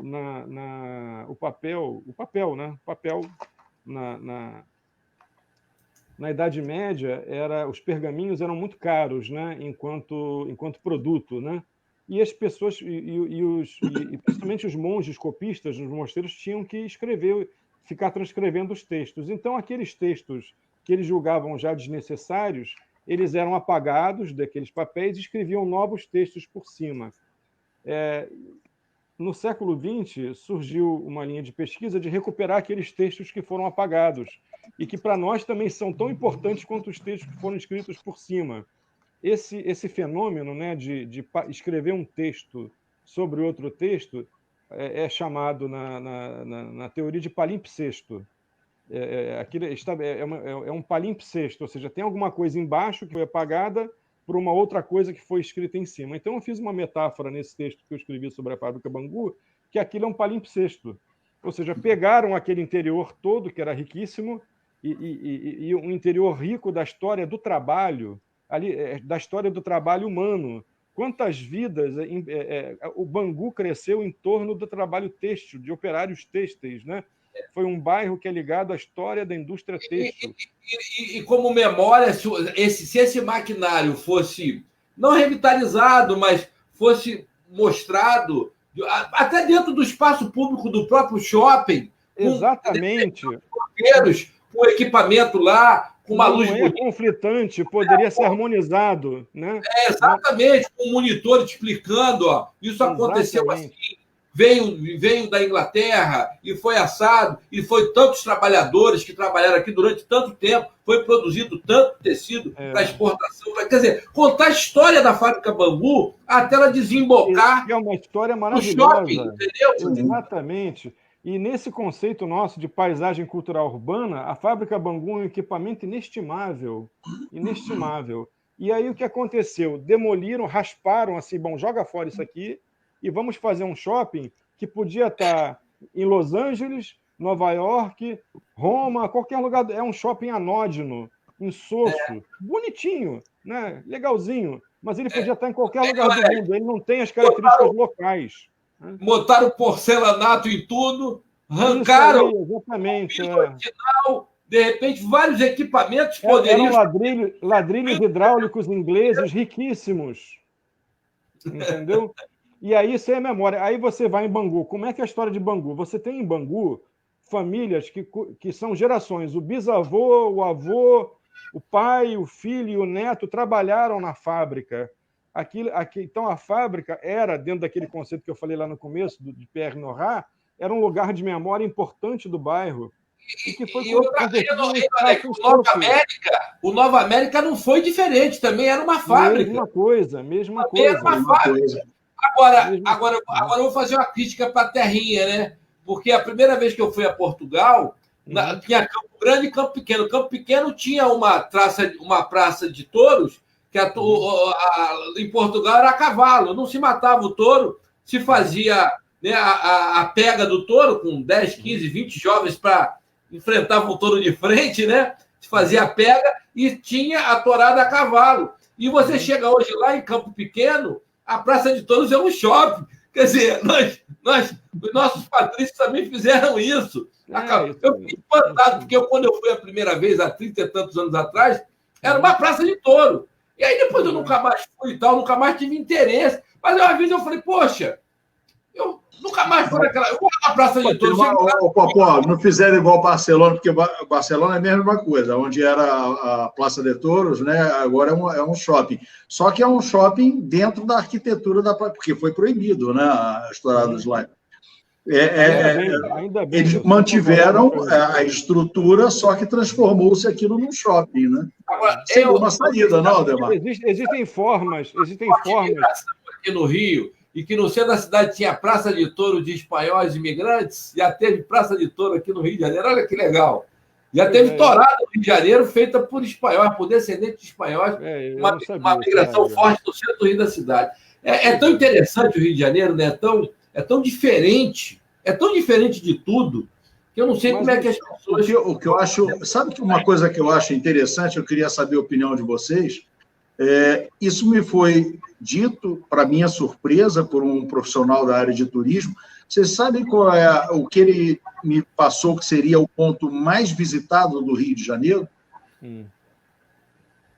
Vai muito ao encontro de coisas que o Aldemar tem falado. Não, porque a gente pensa logo assim, Pão de Açúcar ou Cristo Redentor, né? É verdade. Escada Celeron. Escada Celeron. Não, hoje em dia, com certeza. Nos últimos anos, a escada Celeron, exatamente. Até talvez por conta desse link com a cultura. Aliás, até talvez, não, certamente, né? Por conta dessa ligação cultural por tudo que já aconteceu por ali, né? E ali acontece uma interação inteligente entre a cultura e a atividade empresarial, ou seja, ali é uma forma de convivência inteligente. Mas ainda falta a questão da política pública. Voltando a essa questão da política pública, que nós estávamos falando, em relação à atividade empresarial, e eu queria ligar isso com a atividade da arquitetura, bem lembrado pelo Marco Sá, a escada Celeron na Lapa, né? Nós estamos falando da Lapa. Não esquecemos de dizer. Impressionado com esse rapaz, tá? Eu estou muito impressionado com esse rapaz. Preste atenção nesse rapaz, Marco Sá, ele conhece muita coisa. Olha só, deixa eu só colocar, aproveitar que vocês falaram, olha só, os comentários dele, só para você ter uma noção do conhecimento do conteúdo desse rapaz aí. A Feira do Iabá de Oswaldo Cruz precisou ter interrompido por falta de verbo. O trem do samba, saía da Central para o subúrbio, também foi interrompido pelo mesmo motivo. Tem mais, tá? Esse rapaz, ele fala da revitalização do Meyer e do Imperator. Entendeu? E realmente... O Imperator fechou, segundo eu lembro, fechou agora recentemente por falta de verba também, falta de interesse público, né? Mas eu queria problematizar aqui, maravilhosa a intervenção do Marco Sá. Eu queria problematizar quando assim como agregar uma opinião, Sérgio, que é o seguinte: quando eu quero dizer que não basta apenas levar segurança e transporte, né, que isso por si só já revitalizaria a cultura. Agora eu gostei. Olha a provocação, Norek, do Euclides Santos. Lê aí, quem vai ler? Como vai contratar o trabalho do trabalhador em um país que se formou com base escravocrata? Rapaz, exatamente. Hoje está comendo, hein? Mas temos um detalhe aqui. A fábrica Bangu foi uma história na contracorrente disso, né? Ela foi fundada em 1889, com a primeira indústria de capital aberto, mas capital inteiramente nacional. Ela não tinha capital estrangeiro. Tudo veio da Inglaterra comprado, mas por capital nacional. E eles se preocuparam na formação de trabalho, todos os problemas da indústria, com todos os problemas históricos do trabalho, da relação entre patrões e empregados, enfim. A fábrica Bangu representou a reviravolta entre o trabalho escravo e o trabalho assalariado, né? Naquele setor do espaço urbano, era um setor de fazendas com trabalho escravo, onde os próprios escravos, ex-escravos ali, foram contratados e treinados como trabalhadores da fábrica Bangu. A história ela é sempre uma soma de maravilha e tragédia, né? A gente tem a maravilha e a tragédia convivendo assim intensamente. Às vezes muito mais a tragédia, né? Olha que lindo que ela botou. Quando o apito da fábrica de tecidos vem ferir os meus ouvidos. Noel Rosa aqui. É lindo da fábrica de Vila Isabel, né? Ô, Popó, deixa ele falar da infraestrutura. Ele está querendo falar dessa questão da política pública. Eu fiz uma provocação para ele, você não está deixando ele reagir. Pois é. A participação do Norek e do Dr. Sérgio, quanto das pessoas que estão comentando aqui. Eu estou impressionado. Ótimo, né? A participação do público está maravilhosa. Isso é impressionante. Vamos lá, Norek. Quero democracia é isso. Mas eu queria lembrar um detalhe, que é o seguinte. Quando você, Sérgio, falou que é uma coisa que eu acho que é importante vocês que estão se candidatando e espero que sejam eleitos tenham determinados conceitos em tela, que é o seguinte: essa questão de nós pensarmos, é um pensamento natural e legítimo, de que nós vamos levar transporte público, dar segurança, etc., e a cidade se faz por si mesma. Infelizmente, não. Eu discordo e vou explicar por quê. Porque nós estamos vivendo um processo histórico justamente de apagamento da cultura. Tudo que aconteceu, principalmente pós-64, após a Revolução, o golpe de 64, eu entendo como golpe, foi gerando um apagamento da memória, da cultura mais importante da nação. De tal modo que, por exemplo, vou entrar agora na questão da especulação imobiliária ou da incorporação imobiliária, né? Se nós observarmos a qualidade dos projetos, a qualidade cultural dos projetos arquitetônicos que são construídos na cidade do Rio de Janeiro, dos anos 70 em diante, é sofrível. Nós temos uma arquitetura, eu não estou falando mal dos arquitetos, dos meus colegas, eu estou dizendo que os empreendedores que contratam esses projetos são, em geral, pessoas que não têm a cultura como o principal interesse e não percebem que, dessa maneira, estão prejudicando a cidade, estão prejudicando a si mesmos. Se os projetos contratados, se na premissa desses projetos tivesse, olha, eu quero um prédio que se integre ao ambiente cultural e que reflita, que dialogue com a cultura dessa cidade, né? Isso não existe. Então, quer dizer, eu quero dizer o seguinte, a política pública ela é importante nesse momento.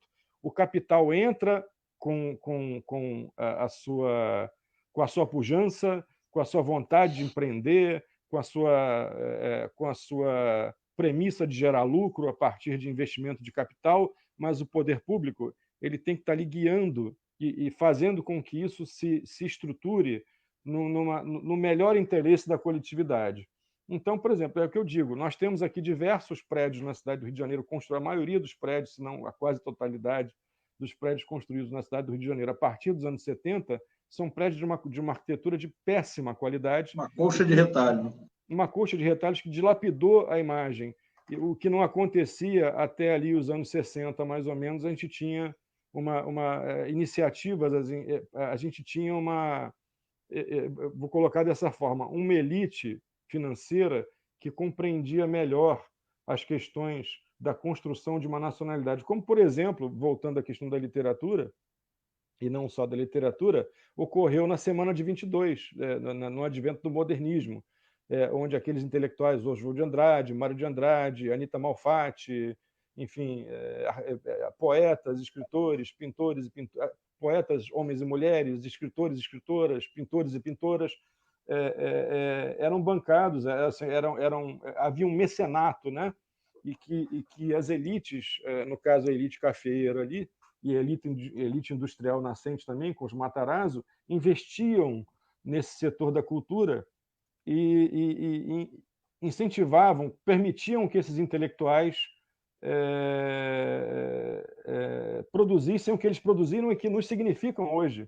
Né? A Semana de 22 é um fato, e os escritos, as obras, né, literárias e pictóricas também, que derivaram da Semana de 22, são um signo importante da nossa cultura. Né? E você vai em São Paulo, você vê os prédios que nasceram, as edificações que nasceram com o investimento desse mesmo capital, né? São edificações interessantíssimas e que têm uma significação cultural também grande. Né? Formam a significação cultural, a paisagem cultural de São Paulo. É exatamente nesse ponto que eu fiz essa provocação para você, porque eu queria chegar exatamente nesse teu ponto, que eu entendo o seguinte, quando a gente fala em movimentos culturais e apoio governamental, entende-se em alguns círculos como um patrocínio governamental. Eu penso que a política pública ela tem que se fazer presente como um efeito regulador. Ele tem que agir exatamente para parametrizar, né, as ações. Né? Não é chegar e tomar a frente, deixa, como você falou, o capital chegar e fazer esse gerenciamento, ok, mas tem que ter esse olhar da política pública agindo como um fator regulador, porque senão vira essa colcha de retalho que você bem colocou aí, né? Sérgio, sabe o que acontece? Quando o Estado ele assume a cultura de uma forma integral, ele tira a liberdade do artista da criação. Então, eu acho que tanto para o lado da ideologia de esquerda ou de direita, ou até de centro, quando o Estado assume isso de uma forma integral, ele não assume à toa, ele assume com objetivos políticos. E aí a liberdade da cultura, do artista, de qualquer área, seja música, seja arte plástica, seja o que for, ela vai estar comprometida no cerne dela em função de uma influência política. A gente faz um programa chamado Música e Política com a Miriam Pita, aos domingos, que demonstra isso, Norek. Como a política se aproveitou todo o tempo, em todo momento, e você vê isso nos Estados Unidos. Na era Vargas, por exemplo, você via isso. No Brasil de Getúlio Vargas, você via isso. Getúlio Vargas, foi direto. Exatamente. Então, na América, você via isso, não, você vê isso através de Hollywood, dos filmes, etc., do American Way, né, do estilo americano de ver. Então, a arte e a cultura, ela tem que conseguir essa pujança e essa independência para romper com qualquer tipo de ideologia. A função da arte é uma função crítica. A arte tem que manter a sua função crítica. Essa questão crítica, o Norek, é uma coisa que já foi colocado aqui, acabou passando, foi, se não me engano, Leila que comentou, em relação às matrizes curricular. Uma coisa que impressiona muito quando você vai nos museus europeus, você vê aquelas crianças de 4, 5, 6 anos de idade fazendo aquele circuito dentro dos grandes museus e, eventualmente, sentando em círculos e opinando de uma forma muito interessante. Crianças de 5, 6 anos de idade, né? Quer dizer, é uma coisa que já é trazida desde a mais tenra idade. Isso falta muito aqui e é um trabalho que, evidentemente, é de longuíssimo prazo, mas tem que começar. Né? Tem que começar em algum momento?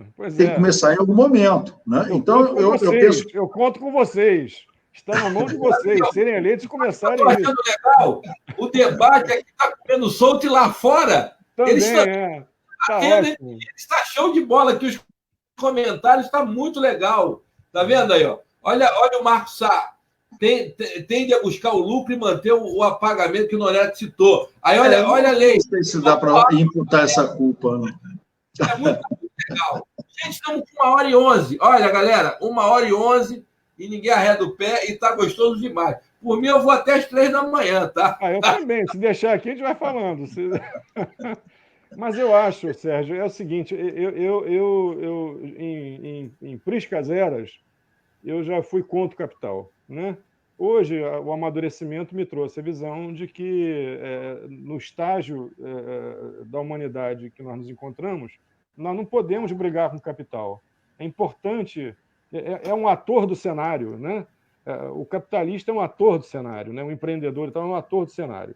Só que esse ator do cenário, no Brasil contemporâneo, ele é necessário que a ele seja injetado um tanto de cultura que ele não tem e um tanto de responsabilidade comunitária que, infelizmente, não está havendo. Então, todas as parcelas da sociedade precisam de determinados ajustes. Então, já que botamos sem querer o capital na berlinda, né, então, o ajuste que os empreendedores precisam é justamente esse, verificar porque cultura gera dinheiro. Cultura Sim. gera dinheiro. Quantas pessoas vão a Florença, por exemplo? Florença é lotada o ano inteiro. Florença é um museu a céu aberto, né? Exatamente, por causa da cultura. E o Rio de Janeiro tem o mesmo potencial, com elementos diferentes, porque aqui nós não tivemos, como eles lá, o Renascimento, aqueles artistas produzindo, aqueles artistas que eram praticamente operários, viu? Eles eram operários, donos de ateliês que eram pequenas fabriquetas, eles eram operários da cultura. Brunelleschi, Botticelli, enfim, Michelangelo, eles eram assim, eles eram operários e produziram aquelas obras ali no 1400, entre 1300, 1500 e pouco e tal. Agora, pessoas do mundo inteiro se deslocam a Florença para entrar em contato com aqueles bens culturais.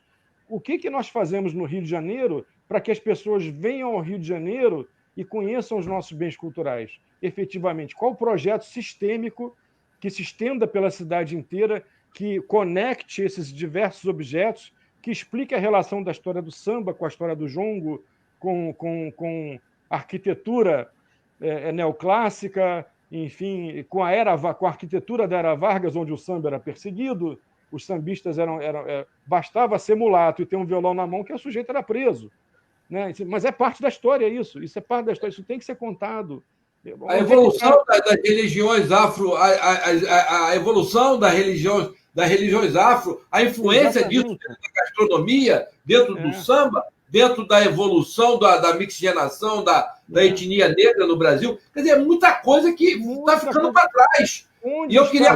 É imprescindível, Popó, isso que o Norek está falando, em relação a você criar essa interação. No outro dia mesmo eu estava comentando com o Popó, Norek, eu gosto muito de museus, né? O museu que eu mais gostei de visitar é o do Van Gogh, que tem ali em Amsterdã. Por quê? Maravilhoso, é maravilhoso. Não é? E ele cronologicamente vai apresentando as obras, contando a história do Van Gogh. Então você começa a ter uma crítica diferente de por que aquela obra é daquele jeito, por que aquele traço dele foi mudando numa época que a vida dele foi mudando. Qual foi a importância do irmão dele na história dele? Então, a partir do momento que você cria esse vínculo da história com as obras de arte, você começa a apurar muito o seu senso crítico. E isso que eu vejo que faz a diferença, entendeu? Mas então eu vou problematizar mais uma vez. O Alexandre já sabe que eu gosto de umas problematizações, mas todas elas assim vêm somar, né? Eu gosto de botar pimenta também. Vamos falar então, quem foi Van Gogh? Quem foi Van Gogh? Van Gogh, ele viveu uma vida também de parcos, recursos e miserável. Uma vida atormentada. Ele era uma pessoa que tinha... O sonho dele era ajudar as outras pessoas. Primeiro, ele quis ser pastor, ele virou uma espécie de pequeno clérigo de uma pequena comunidade. Ou seja, ele tinha um pensamento social de resgate de pessoas para uma vida melhor. E ele se expressava através do desenho e da pintura. E de tal forma que era assim, diferente do tempo dele, que o trabalho dele não foi compreendido. Quando ele morreu, 400 telas prontas guardadas no depósito do irmão dele, uma tinha sido vendida, ninguém queria. Né? Então, ele era a contracorrente do presente dele. Hoje, todo mundo... Quem não gosta de Van Gogh? Aliás, um dos grandes desgostos da vida dele... Uma das grandes decepções que ele teve.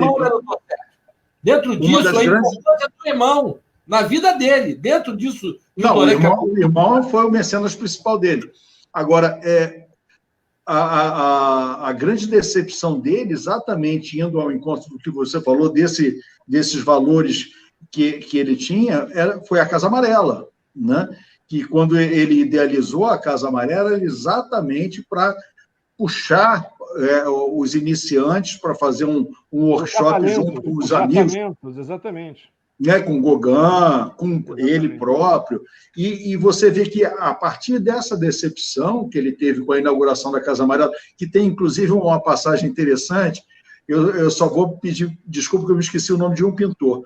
Para a inauguração da Casa Amarela, que foi um desastre, quase ninguém apareceu lá, dois grandes amigos dele, um é o Paul Gauguin, o outro eu não me lembro, combinaram de, no caminho, pintar um quadro para presentear o Van Gogh. Não sei se você conhece essa história.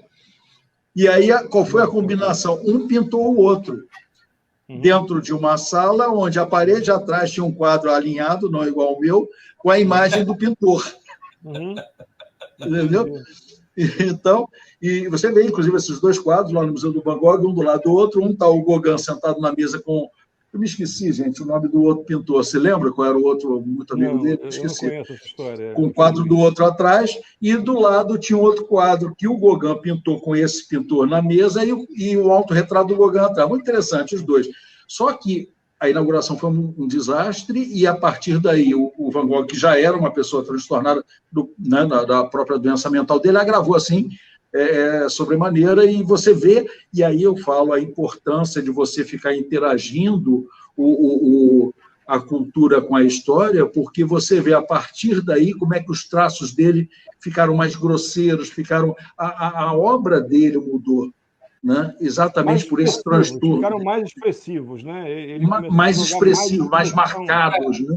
Você sentia aquela batida do pincel mais forte ali, né? Agressiva, Agora, a pintura ficou mais agressiva, né? O trabalho vamos trazer essa história para o presente. Vamos trazer essa história. Nós estamos falando da Europa, Holanda, etc., França, ele teve um tempo lá e tal.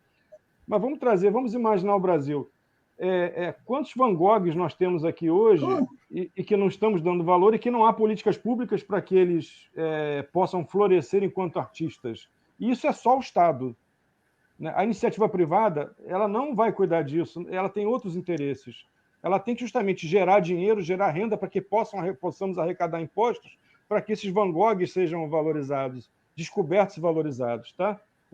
Vou dar um exemplo agora que, para mim, é um exemplo trágico da má compreensão do que seja o capitalismo numa sociedade.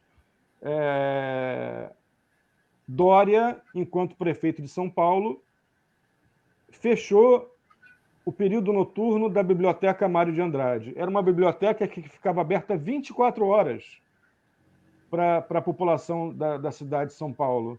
E ele, alegando motivos de economia, para economizar uma pequena parte da folha de pagamento e conta de luz, etc., ele fechou a Biblioteca Mário de Andrade no período noturno.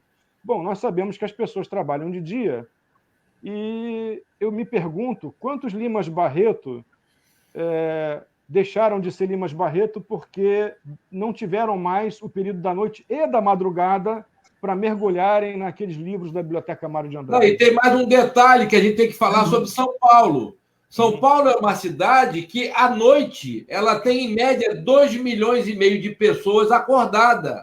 Exatamente. É uma cidade de 24 horas. Então, nós não estamos falando de Belo Horizonte, que as pessoas vão dormir às 10 horas da noite e acordam às 5 da manhã. Nós estamos falando de São Paulo, que é uma cidade de 24 horas e que 20% da população, 20%, 22% talvez, estejam vivendo dinamicamente durante a noite. Então, quer dizer, é totalmente diferente você falar de uma Belo Horizonte ou de uma Curitiba. Então, São Paulo é um negócio impressionante. Quer dizer, aquela cidade não funciona 18 horas, ela funciona 24 horas. 24 horas. E a biblioteca, uma biblioteca riquíssima, interessantíssima, alegando motivos de gestão e economia, etc., é fechada, impedindo que pessoas de baixa renda pudessem usufruir daquela riqueza em termos de livros.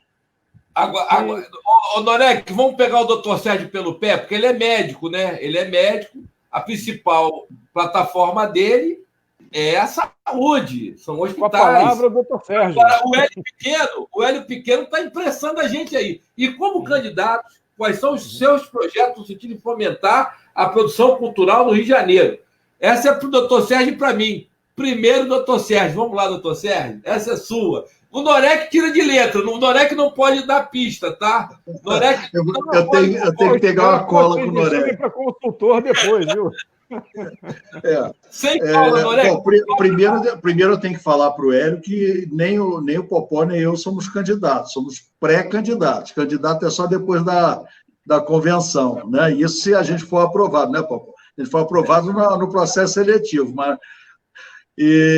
bom, eu penso o seguinte, pode ter certeza que o doutor Sérgio será aprovado. Eu ainda não sei, mas o doutor Sérgio já foi aprovado. Vai ser aprovado, com certeza. Eu vejo assim, a cultura de um certo prisma como um empreendimento. Você tem que empreender para você criar um evento cultural, para você fazer alguma coisa. E um dos grandes entraves que a gente vê aqui no Rio de Janeiro é exatamente a dificuldade de você levar adiante qualquer tipo de iniciativa, seja ela cultural, econômica, qualquer coisa. É uma burocracia absurda, é uma série de limitações que você tem que ter. Você vê agora, a prefeitura já soltou mais uma que não tem a ver com cultura, mas tem a ver com o pessoal que está na crise, desempregado, começou a fazer alimentos em casa para vender, agora está proibido o delivery de entregar. Não sei se você viu isso, Popó, mas enfim, isso é outro assunto. Voltando para o Hélio. Então, eu penso que o primeiro passo que a gente tem que ter, eu vejo o governo com duas funções muito importantes. A primeira, de facilitador, contrário do que tem sido feito, que ele tem sido um dificultador. Né? E, segundo, ele tem que ser um regulador, como a gente falou aqui há pouco. E aí vai ao encontro das políticas públicas que o Norek falou. Você tem que chegar e determinar os marcos. Agora, a iniciativa pública, ou a iniciativa privada, eu vou até pedir para discordar um pouquinho de um comentário que o Marcos Sá fez, que quando entra a iniciativa privada perde esse brilho da arte, né? foi um comentário mais ou menos ligado nesse aspecto. Eu vejo o contrário, a partir do momento que você tem condição de proporcionar com o capital, que é fundamental, porque nada é de graça, um bom espetáculo, você tem que se esmerar para fazer aquilo da melhor forma possível. Então, você tem que você vai chamar as pessoas melhores para te ajudar naquilo, você vai chamar o Norec para fazer uma consultoria em cima daquele evento, você vai chamar pessoas que têm uma bagagem para fazer aquilo da melhor forma possível, porque o lucro ele só vem das coisas boas. Se você não faz uma coisa boa, você vai ter prejuízo, você faz um negócio ruim e não vai vender para ninguém. Então, eu penso que o capital é importante, porque ele vai viabilizar economicamente aquilo, né? E o Estado tem que primeiro parar de atrapalhar e depois agir como regulador. É isso aí. Eu vou acrescentar... E terceiro, eu chamo o Norec também para ajudar. Não, o Norec não pode dar pista nessa, né? Porque aí fica para ele é fácil. Então, o Hélio está botando a gente na parede e tem que encarar. Eu vou acrescentar ao que o doutor Sérgio falou, e eu concordo em gênero, número e grau, que o Estado, hoje o Estado, ele dificulta, ele atrapalha, e eu acho que a ação artística, a manifestação artística tem que ser livre, né? Os atores, os artistas, ele tem que ser livre na criação dele, e tem que ter o apoio do mecenas. E não vejo mais o Estado como mecenas. Eu vejo o Estado se apropriando do artista para tirar proveito político disso. Então, quanto mais separar o artista do Estado e quanto mais liberdade esse artista tiver, melhor. Nós estamos numa era tecnológica e eu posso citar, por exemplo, que vários artistas empreendem com sucesso. Quer ver um exemplo disso? Miguel Falabella com teatro ali no Norte Shopping. Primeiro teatro na Zona Norte, que bomba, 3, 4 espetáculos na quinta, na sexta, no sábado, no domingo, e é um cara que é um tremendo artista, ator, roteirista, enfim, diretor, produtor, o cara é fora do comum, e oriundo da Ilha do Governador, né? Então, isso é um pequeno exemplo em que os artistas hoje podem treinar, podem gerir, podem gestar, podem montar empresas culturais e terem muito lucro. Se você olha para Paris, se você olha para Nova York, se você olha para Roma, se você olha para Madrid, você olha para Los Angeles, cara, dá muito lucro, é o que o Norec falou. A cultura, ela dá muito lucro. Agora, o que acontece com a gente, aí eu quero complementar o doutor Sérgio, é que nós não estamos formando pessoas capazes de consumir cultura. E aí está na base, doutor Sérgio. Aí a minha é aquilo que a gente falou há pouco, lá atrás das criancinhas no Louvre, que estão desde cedo desenvolvendo o senso crítico. Né? Você chega em Portugal e vai num museu, você vê aquelas crianças que visitam os museus, né? Os equipamentos culturais são largamente visitados pelas crianças em escolas. E a maioria escolas públicas, de excelente qualidade. Então, nós temos, Norec, a maior rede de estabelecimento público de ensino da América Latina. O número de estabelecimentos públicos do Rio de Janeiro é maior do que São Paulo. Cerca de 1.540 estabelecimentos de ensino. Cerca de 1.548 escolas públicas no Rio de Janeiro. Então, olha só, são 6,8, quase mais de 6 bilhões de reais por ano de investimento em educação. Educação, para mim, tem que ter cultura, tem que ter esporte, tem que ter lazer, tem que ter ciência e tem que ter tecnologia, numa pegada só. É uma secretaria só, entendeu? É uma secretaria só com 6 ou 7 diretores, cada um numa área. A escola não pode ficar fechada sábado e domingo. É um absurdo você pegar 1.540 estabelecimentos e manter eles fechados no sábado e no domingo. No sábado e domingo, eles estão de cultura, de lazer, de esporte, de feira de ciência, de tecnologia. É um absurdo isso ficar fechado sábado e domingo. É ali que vai começar, aí para daqui a uma geração, a gente chegar onde o Hélio Pequeno quer. Agora, tudo começa do começo, né?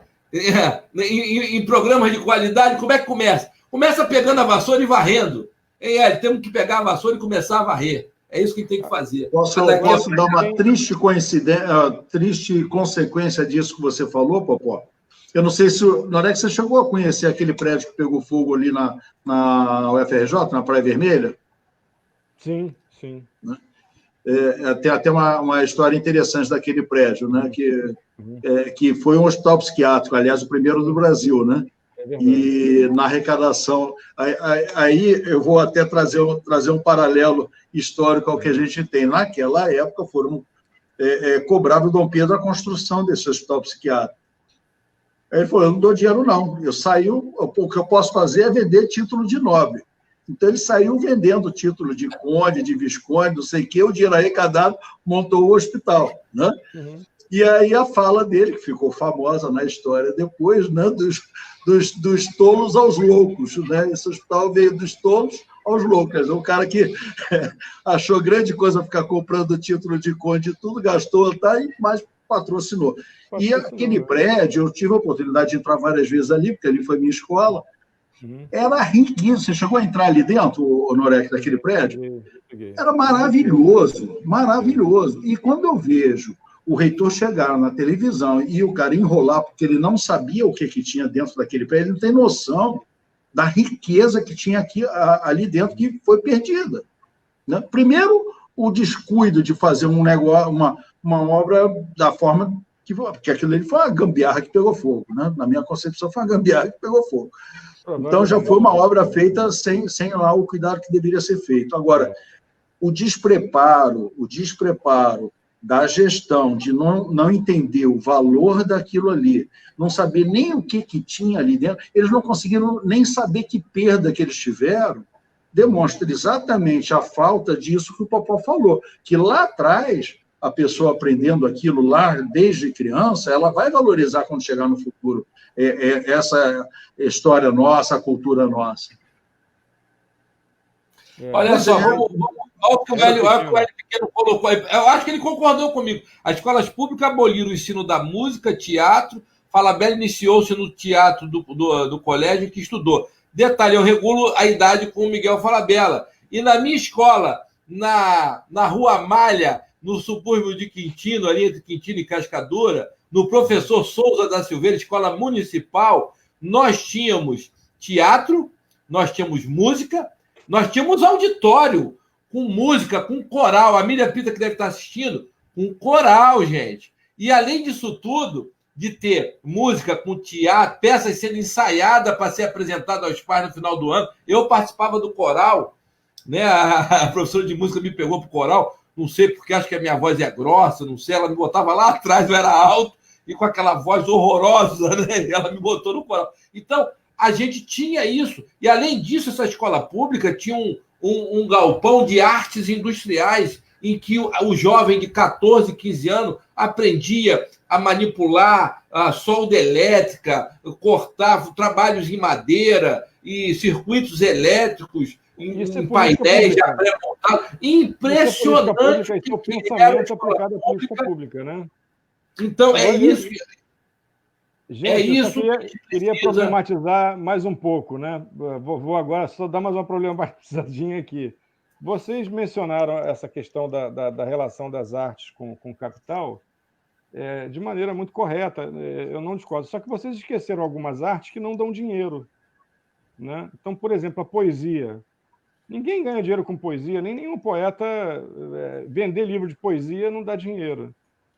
Nós temos, por exemplo, no Rio de Janeiro, o Rio de Janeiro é uma cidade riquíssima em eventos de poesia. Todo dia no Rio de Janeiro tem um evento de poesia em algum lugar. Então, organizados enfim, organizados por verdadeiros heróis da resistência. Né? Onde é que tem uma política pública que dê conta da publicização e da divulgação disso? Não tem. Exatamente. Não tem, entendeu? Porque quando você fala em poesia, tem sempre alguém, eu escrevo também, eu adoro ler poesia e tal, mas os poetas são figuras abandonadas da cultura que não recebem um centavo, não conseguem vender seus livros. Né? Então, por exemplo, nesse caso, tem que haver uma política pública de patrocínio, sim, de concursos literários. Mas a Lei Rouanet, Norek, a Lei Rouanet, ela só serve para os grandes artistas. só para os grandes artistas. A Lei Rouanet, que seria uma iniciativa para fomentar essa cultura, né? Daquele artista que começa a se estruturar e que precisa de sobreviver. Não. É só... Aí era 10 milhões, era 15 milhões. Aí veio o Bolsonaro e falou, não, vou acabar. Aí botou 1 milhão. 1 milhão para mim é dinheiro para burro. Você com 150 mil, você bota um arrastão de cascadura para desfilar. E sabe o que o arrastão de cascadura faz? Uma ópera italiana. Aqui, ó, ali no Valqueire, ali, ó, na Intendente Magalhães. Cada escola de samba equivale a uma ópera. O Brasil é o único país do mundo, e o Rio de Janeiro, em primeiro lugar, a conseguir fazer, ao mesmo tempo, na mesma noite, 40, 50, 60 óperas diferentes, em avenidas diferentes, da Marquês de Sapucaí, a Intendente Magalhães, as avenidas de Madureira, as avenidas da Abolição, com Caprichosos e Pilares, enfim, não existe manifestação cultural com a densidade. E aí, dentro disso, para encerrar, a suspensão do carnaval, que não é só um instrumento de cultura de massa, mas é mais do que isso, é a identidade carioca. Identidade simbólica do carioca. Pois é. E o carnaval movimenta do ponto de vista econômico. O que o carnaval movimenta? Quantas costureiras, quantos marceneiros, quantos eletricistas? Entendeu? O ano inteiro. O ano inteiro, né? O ano inteiro, trabalho. Acaba o destino, na semana seguinte... O carnaval começa na quarta-feira de cinza, né? Exatamente. Então, olha o que esses caras estão fazendo. Olha o que esse pessoal está fazendo. No ano passado, foi o primeiro ano que o Carnaval de São Paulo, de rua, foi superior ao Carnaval do Rio. Antes, o paulista pegava o carro, ou vinha de avião, ou vinha de ônibus, amarradão.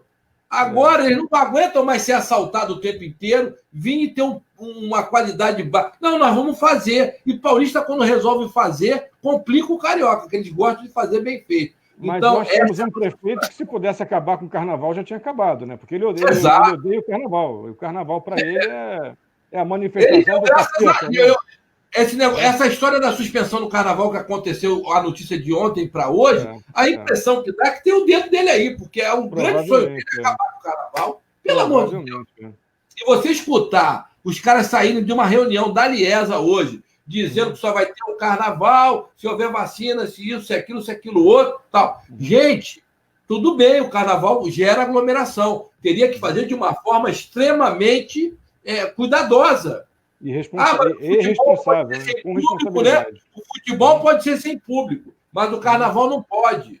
Como assim? Não pode diminuir o público? Pode diminuir o público. Não pode se organizar. E outra coisa, o Rio de Janeiro está numa curva descendente da pandemia.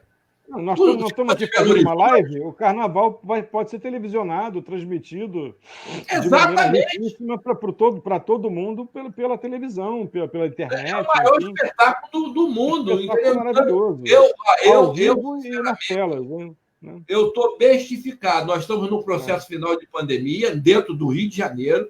Não posso falar isso de Belo Horizonte, não posso falar isso de Rio Branco, de Campo Grande, no Mato Grosso do Sul. Eu não posso falar isso de lá, de Porto Alegre. Mas o Rio de Janeiro está numa curva descendente. Daqui mais um mês ou dois, nós temos condição. E, quer dizer, em vez de dar uma esperança, aí alguém acho que não sei se foi do bloco de carnaval, dos blocos de rua. Não, vamos esperar para decidir em setembro. Beleza. Agora, o meu primo, que é presidente de escola de samba, já pegou um enredo de 15 anos atrás, quer dizer, toda aquela etapa de disputa de samba enredo, ele inteligentemente já superou, porque pegou um grande samba, um grande enredo de 15 anos atrás que vai reeditar. Entendeu? Então, até esqueci qual é o enredo. O enredo tem a ver com o Recife, né? com a música de Recife. Então, as pessoas têm que ter criatividade. Entendeu? Deixa eles fazerem. Eles sabem fazer. Agora, a Lei Rouanet não podia dar 100, 150 mil para essas escolas de samba pequena, 50 mil para os blocos carnavalescos. Agora, é 1 milhão, é 5 milhões, é 10 milhões, é 20 milhões. Espetáculo de 20 milhões de reais. Então, nós estamos enrolados mesmo. É quando que esses artistas que o Norek mencionou vão conseguir acontecer com a sua arte, florescer. Alexandre, a gente tem que tomar cuidado. Esses discursos são um pouco delicados. A gente tem que tomar cuidado para não culpabilizar a cultura, entendeu? Eu volto. A questão é a mesma do saneamento básico. Um dólar investido em saneamento básico economiza $4 na saúde, tá? $1 investido na cultura economiza $4 na segurança pública. Porque um povo que é rico em cultura, ele floresce como um todo. Para o capital é maravilhoso, entendeu? Então, não podemos culpabilizar a Lei Rouanet. Se havia falhas, corrijamos as falhas e até aumentemos o capital da Lei Rouanet. Porque a cultura ela gera dinheiro, gente. A cultura ela gera valor simbólico do povo, ela gera cidadania, ela gera bem-estar, ela gera autorreconhecimento. Então, não se trata de... Eu discordo, assim, me perdoem, de qualquer crítica à Lei Rouanet enquanto instituição. A Lei Rouanet é maravilhosa. Se ela tem falhas, corrijamos as falhas. Não, eu acho que foi a distorção de valores, né, Norek? A crítica do Popó foi em relação a como que ela é utilizada. Exatamente, nesse ponto, ela foi idealizada, Norek. Não faz sentido você dar a idealização você patrocinar um grande artista com ela, enquanto tem vários valores aí que precisam de apoio e não são. Claro, né? Os vários pequenos artistas. Exato. Você atingir um público muito maior, né? Traria para o Brasil um capital de retorno de turismo inenarrável. Ela foi, Norek, a Lei Rouanet, quando foi idealizada, ela foi idealizada para fomentar a arte. Exatamente. E a arte como um todo. O que aconteceu é que houve uma distorção e só os grandes projetos... É o que a Miriam Pita falou numa live de domingo passado. O que aconteceu com a Lei Rouanet? As grandes empresas, o grande capital, as grandes empresas, se aproveitaram da Lei Rouanet para pegar a credibilidade dos grandes artistas e fizeram projetos com grandes artistas. Porque era mais barato se usar da Lei Rouanet, porque dá isenção de impostos, do que investir em marketing. Então, a Lei Rouanet foi distorcida. Isso é a posição da Miriam Pita, tá? E eu concordo com ela. Ela foi distorcida. Tem um tanto de razão nisso. Se utilizaram da Lei Rouanet como verba de marketing. Então, o que eles querem? Ele quer um grande artista, uma Ivete Sangalo, porque ela vai garantido, né? Ela vai vender pasta de dente, ela vai vender bombril, ela vai vender um produto. Mas o que eu digo é o seguinte, nós como pessoas que valorizamos a cultura, nós temos que andar na contracorrente, porque isso cria um volume, assim como um rio Amazonas de críticas à aplicação de qualquer dinheiro na cultura. Olha a polêmica aí, ó. Olha a polêmica, Leila Maria. Pô, isso você me assusta. Aí outra, não é momento de festa, não é momento... Não é momento hoje, mas pode ser que em janeiro seja, né? Não, e tem alternativas, tem a transmissão virtual. O carnaval, ele transmitido pela televisão, ele é tão belo quanto. Enfim, eu já assisti ao vivo lá algumas vezes e assisti pela televisão. Eu gosto dos dois jeitos. Aí a Miriam Pita, ao vivo, né? Tá todo mundo... Eu criei uma polêmica. Maravilha. Polêmica tem uma coisa também, até baseado nisso que a Miriam colocou aí, a gente tem que lembrar, tem que ser de um formato diferente, sem dúvida alguma. Até porque, por exemplo, a ala das baianas, por exemplo, o pessoal da velha guarda, nós estamos falando só de população de risco. Não dá. As áreas da Baiana... Tem umas áreas da Baiana, mas com as netas das baianas. As baianinhas. Troca pela ala das baianinhas. Agora o pessoal da velha guarda não tem jeito. E deixa a velha guarda das baianas assistindo de casa pela televisão. A fantasia das baianas tem que ter agora uma máscara, né? Para proteger. Faz a máscara, né? Fazer parte da fantasia, né? Mas eu sou também muito otimista. Na minha cabeça, aqui no Rio, se você olhar o mapa endêmico do planeta, né? Wuhan, na China, depois a Itália, atravessou para a França, veio para a Espanha. Ela está andando geograficamente no planeta. Entendeu? Lá na Itália já está tudo aberto. Se lá fosse o Brasil, era fácil fazer o carnaval. E lá está no verão.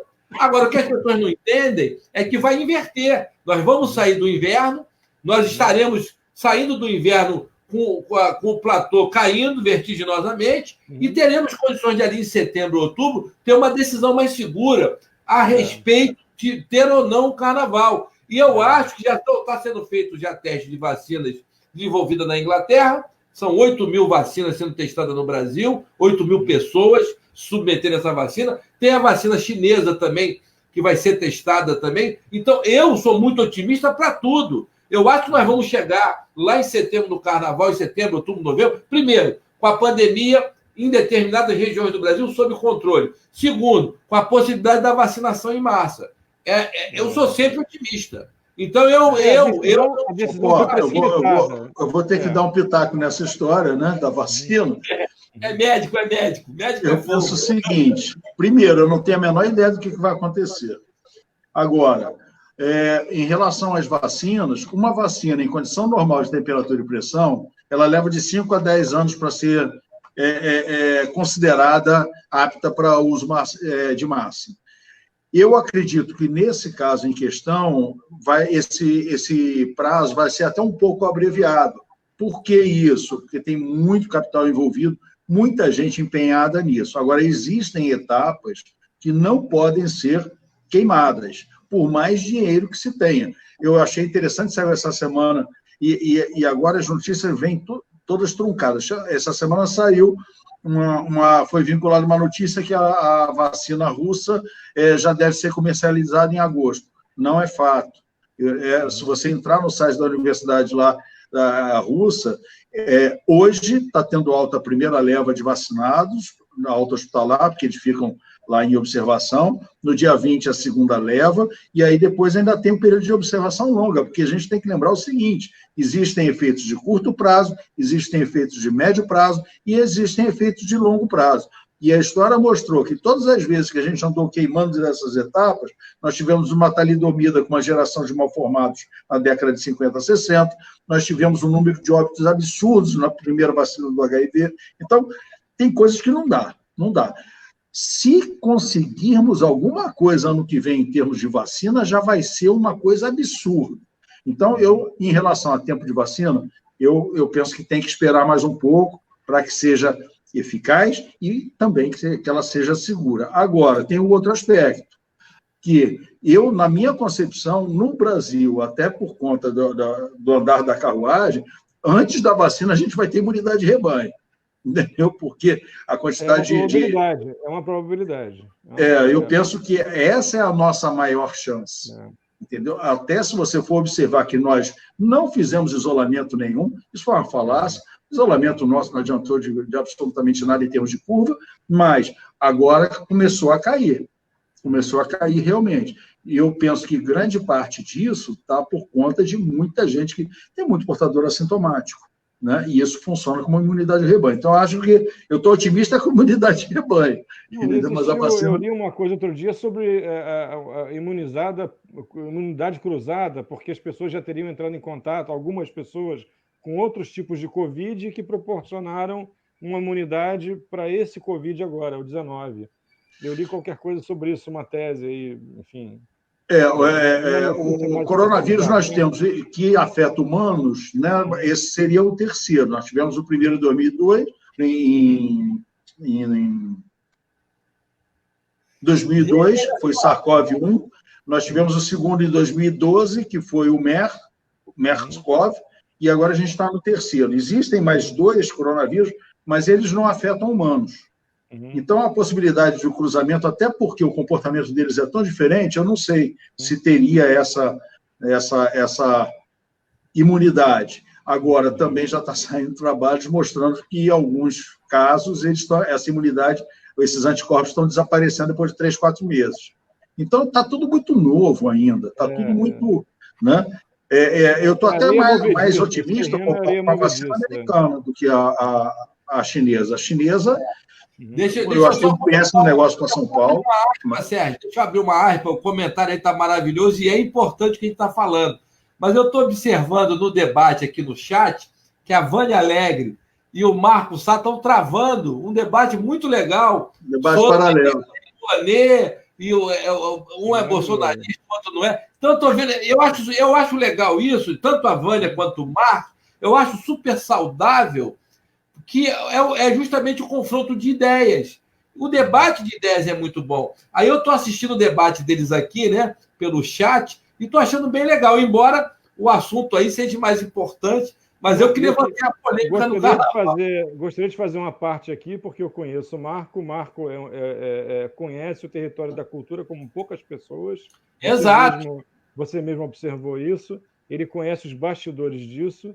E as opiniões que ele está expressando aqui são muito fundamentais. Não, exatamente. Olha o que ele fala aí. Ó. É preciso lembrar que a Lei Rouanet, porque eu estou trazendo do Covid-19 de volta para a Lei Rouanet. Ó. É preciso lembrar que a Lei Rouanet não é uma ideia de esquerda. E seu mecanismo funciona em diversos países do mundo.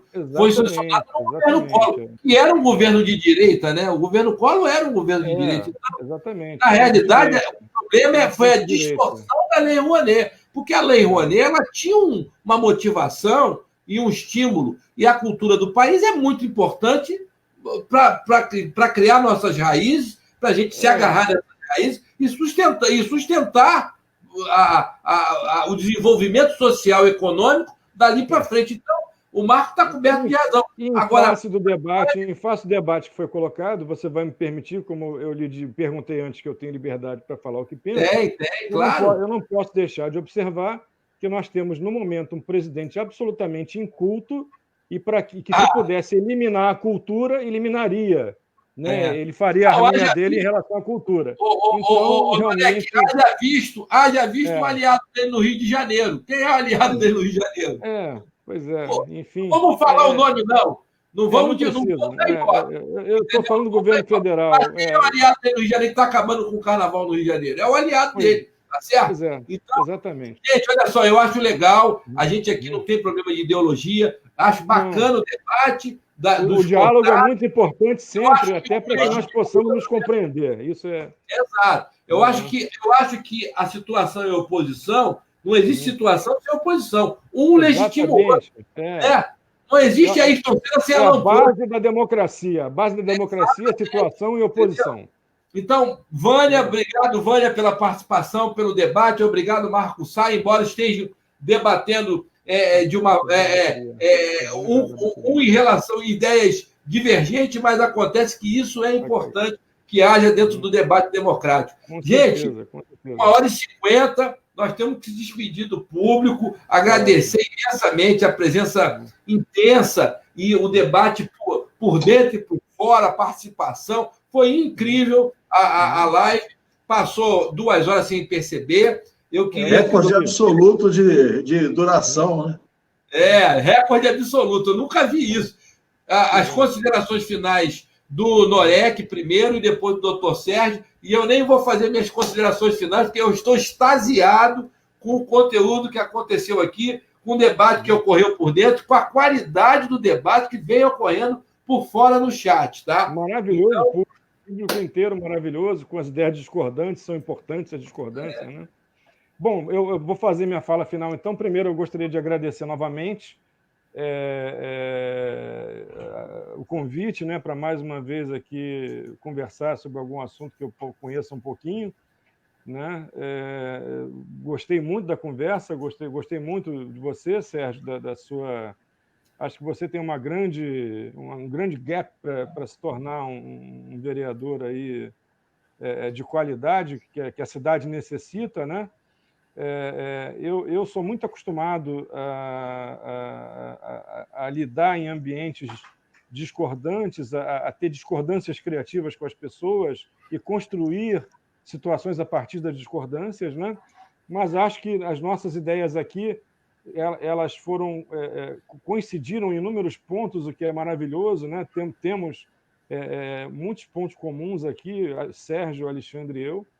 Né? Espero que isso tenha acrescentado aí ao público que está assistindo, né? E que participa e participando ativamente.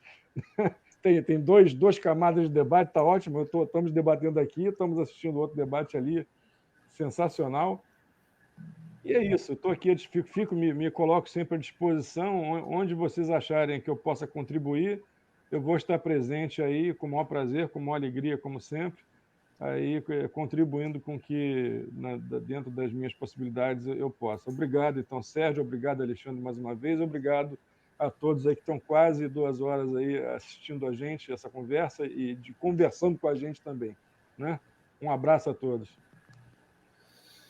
Vamos lá, doutor Sérgio, suas considerações finais. Eu já me despedi do público, eu estou aqui para observar e para pegar o conteúdo.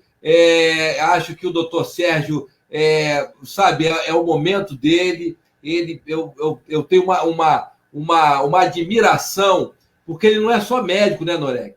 Eu te falei, o conteúdo cultural que esse homem tem, a plataforma de educação, quando esse cara entra num debate, numa mesa sobre educação básica, é um negócio impressionante. Então, o Sérgio é um homem completo. O eleitor carioca tem que aproveitar essa oportunidade. Material humano que nós estamos oferecendo para o povo carioca é um material humano de primeira ordem. Eu não falo só do doutor Sérgio, não. Eu estou falando do doutor Sérgio, estou falando do Jefferson Arocho, que é de Candomblé, lá de Santa Cruz, lá de Campo Grande. Estou falando da Sandra, estou falando da Lívia Boneto, estou falando do Bruno Mega, estou falando do professor Edmundo, estou falando do George. São 35 postulantes que, sinceramente, eu estou aqui para aprender e estou na fila, mas estou lá no final da fila, torcendo para essas pessoas chegarem e ocuparem o espaço, porque eu tenho certeza que eu serei representado por eles. Então, gente, doutor Sérgio, queira ou não queira, doutor Sérgio Teixeira. Estou brincando, hein, doutor Sérgio? Suas considerações finais. Tchau. É sempre um prazer fazer uma live com o Popó, a gente se diverte, né? Mais do que tudo, né? Muito. Gente, olha, eu queria agradecer muito, eu não conhecia o Norek, fiquei realmente muito impressionado, Norek, com as suas colocações, eu achei fantástica a sua fala. Como você falou, tem grandes convergências. Eu vejo outros debates, as pessoas entrando em problemas ideológicos, não vai levar a lugar nenhum. Eu acho que tem que ser igual a gente aqui, discute pautas. O momento é de buscarmos convergências. É isso aí.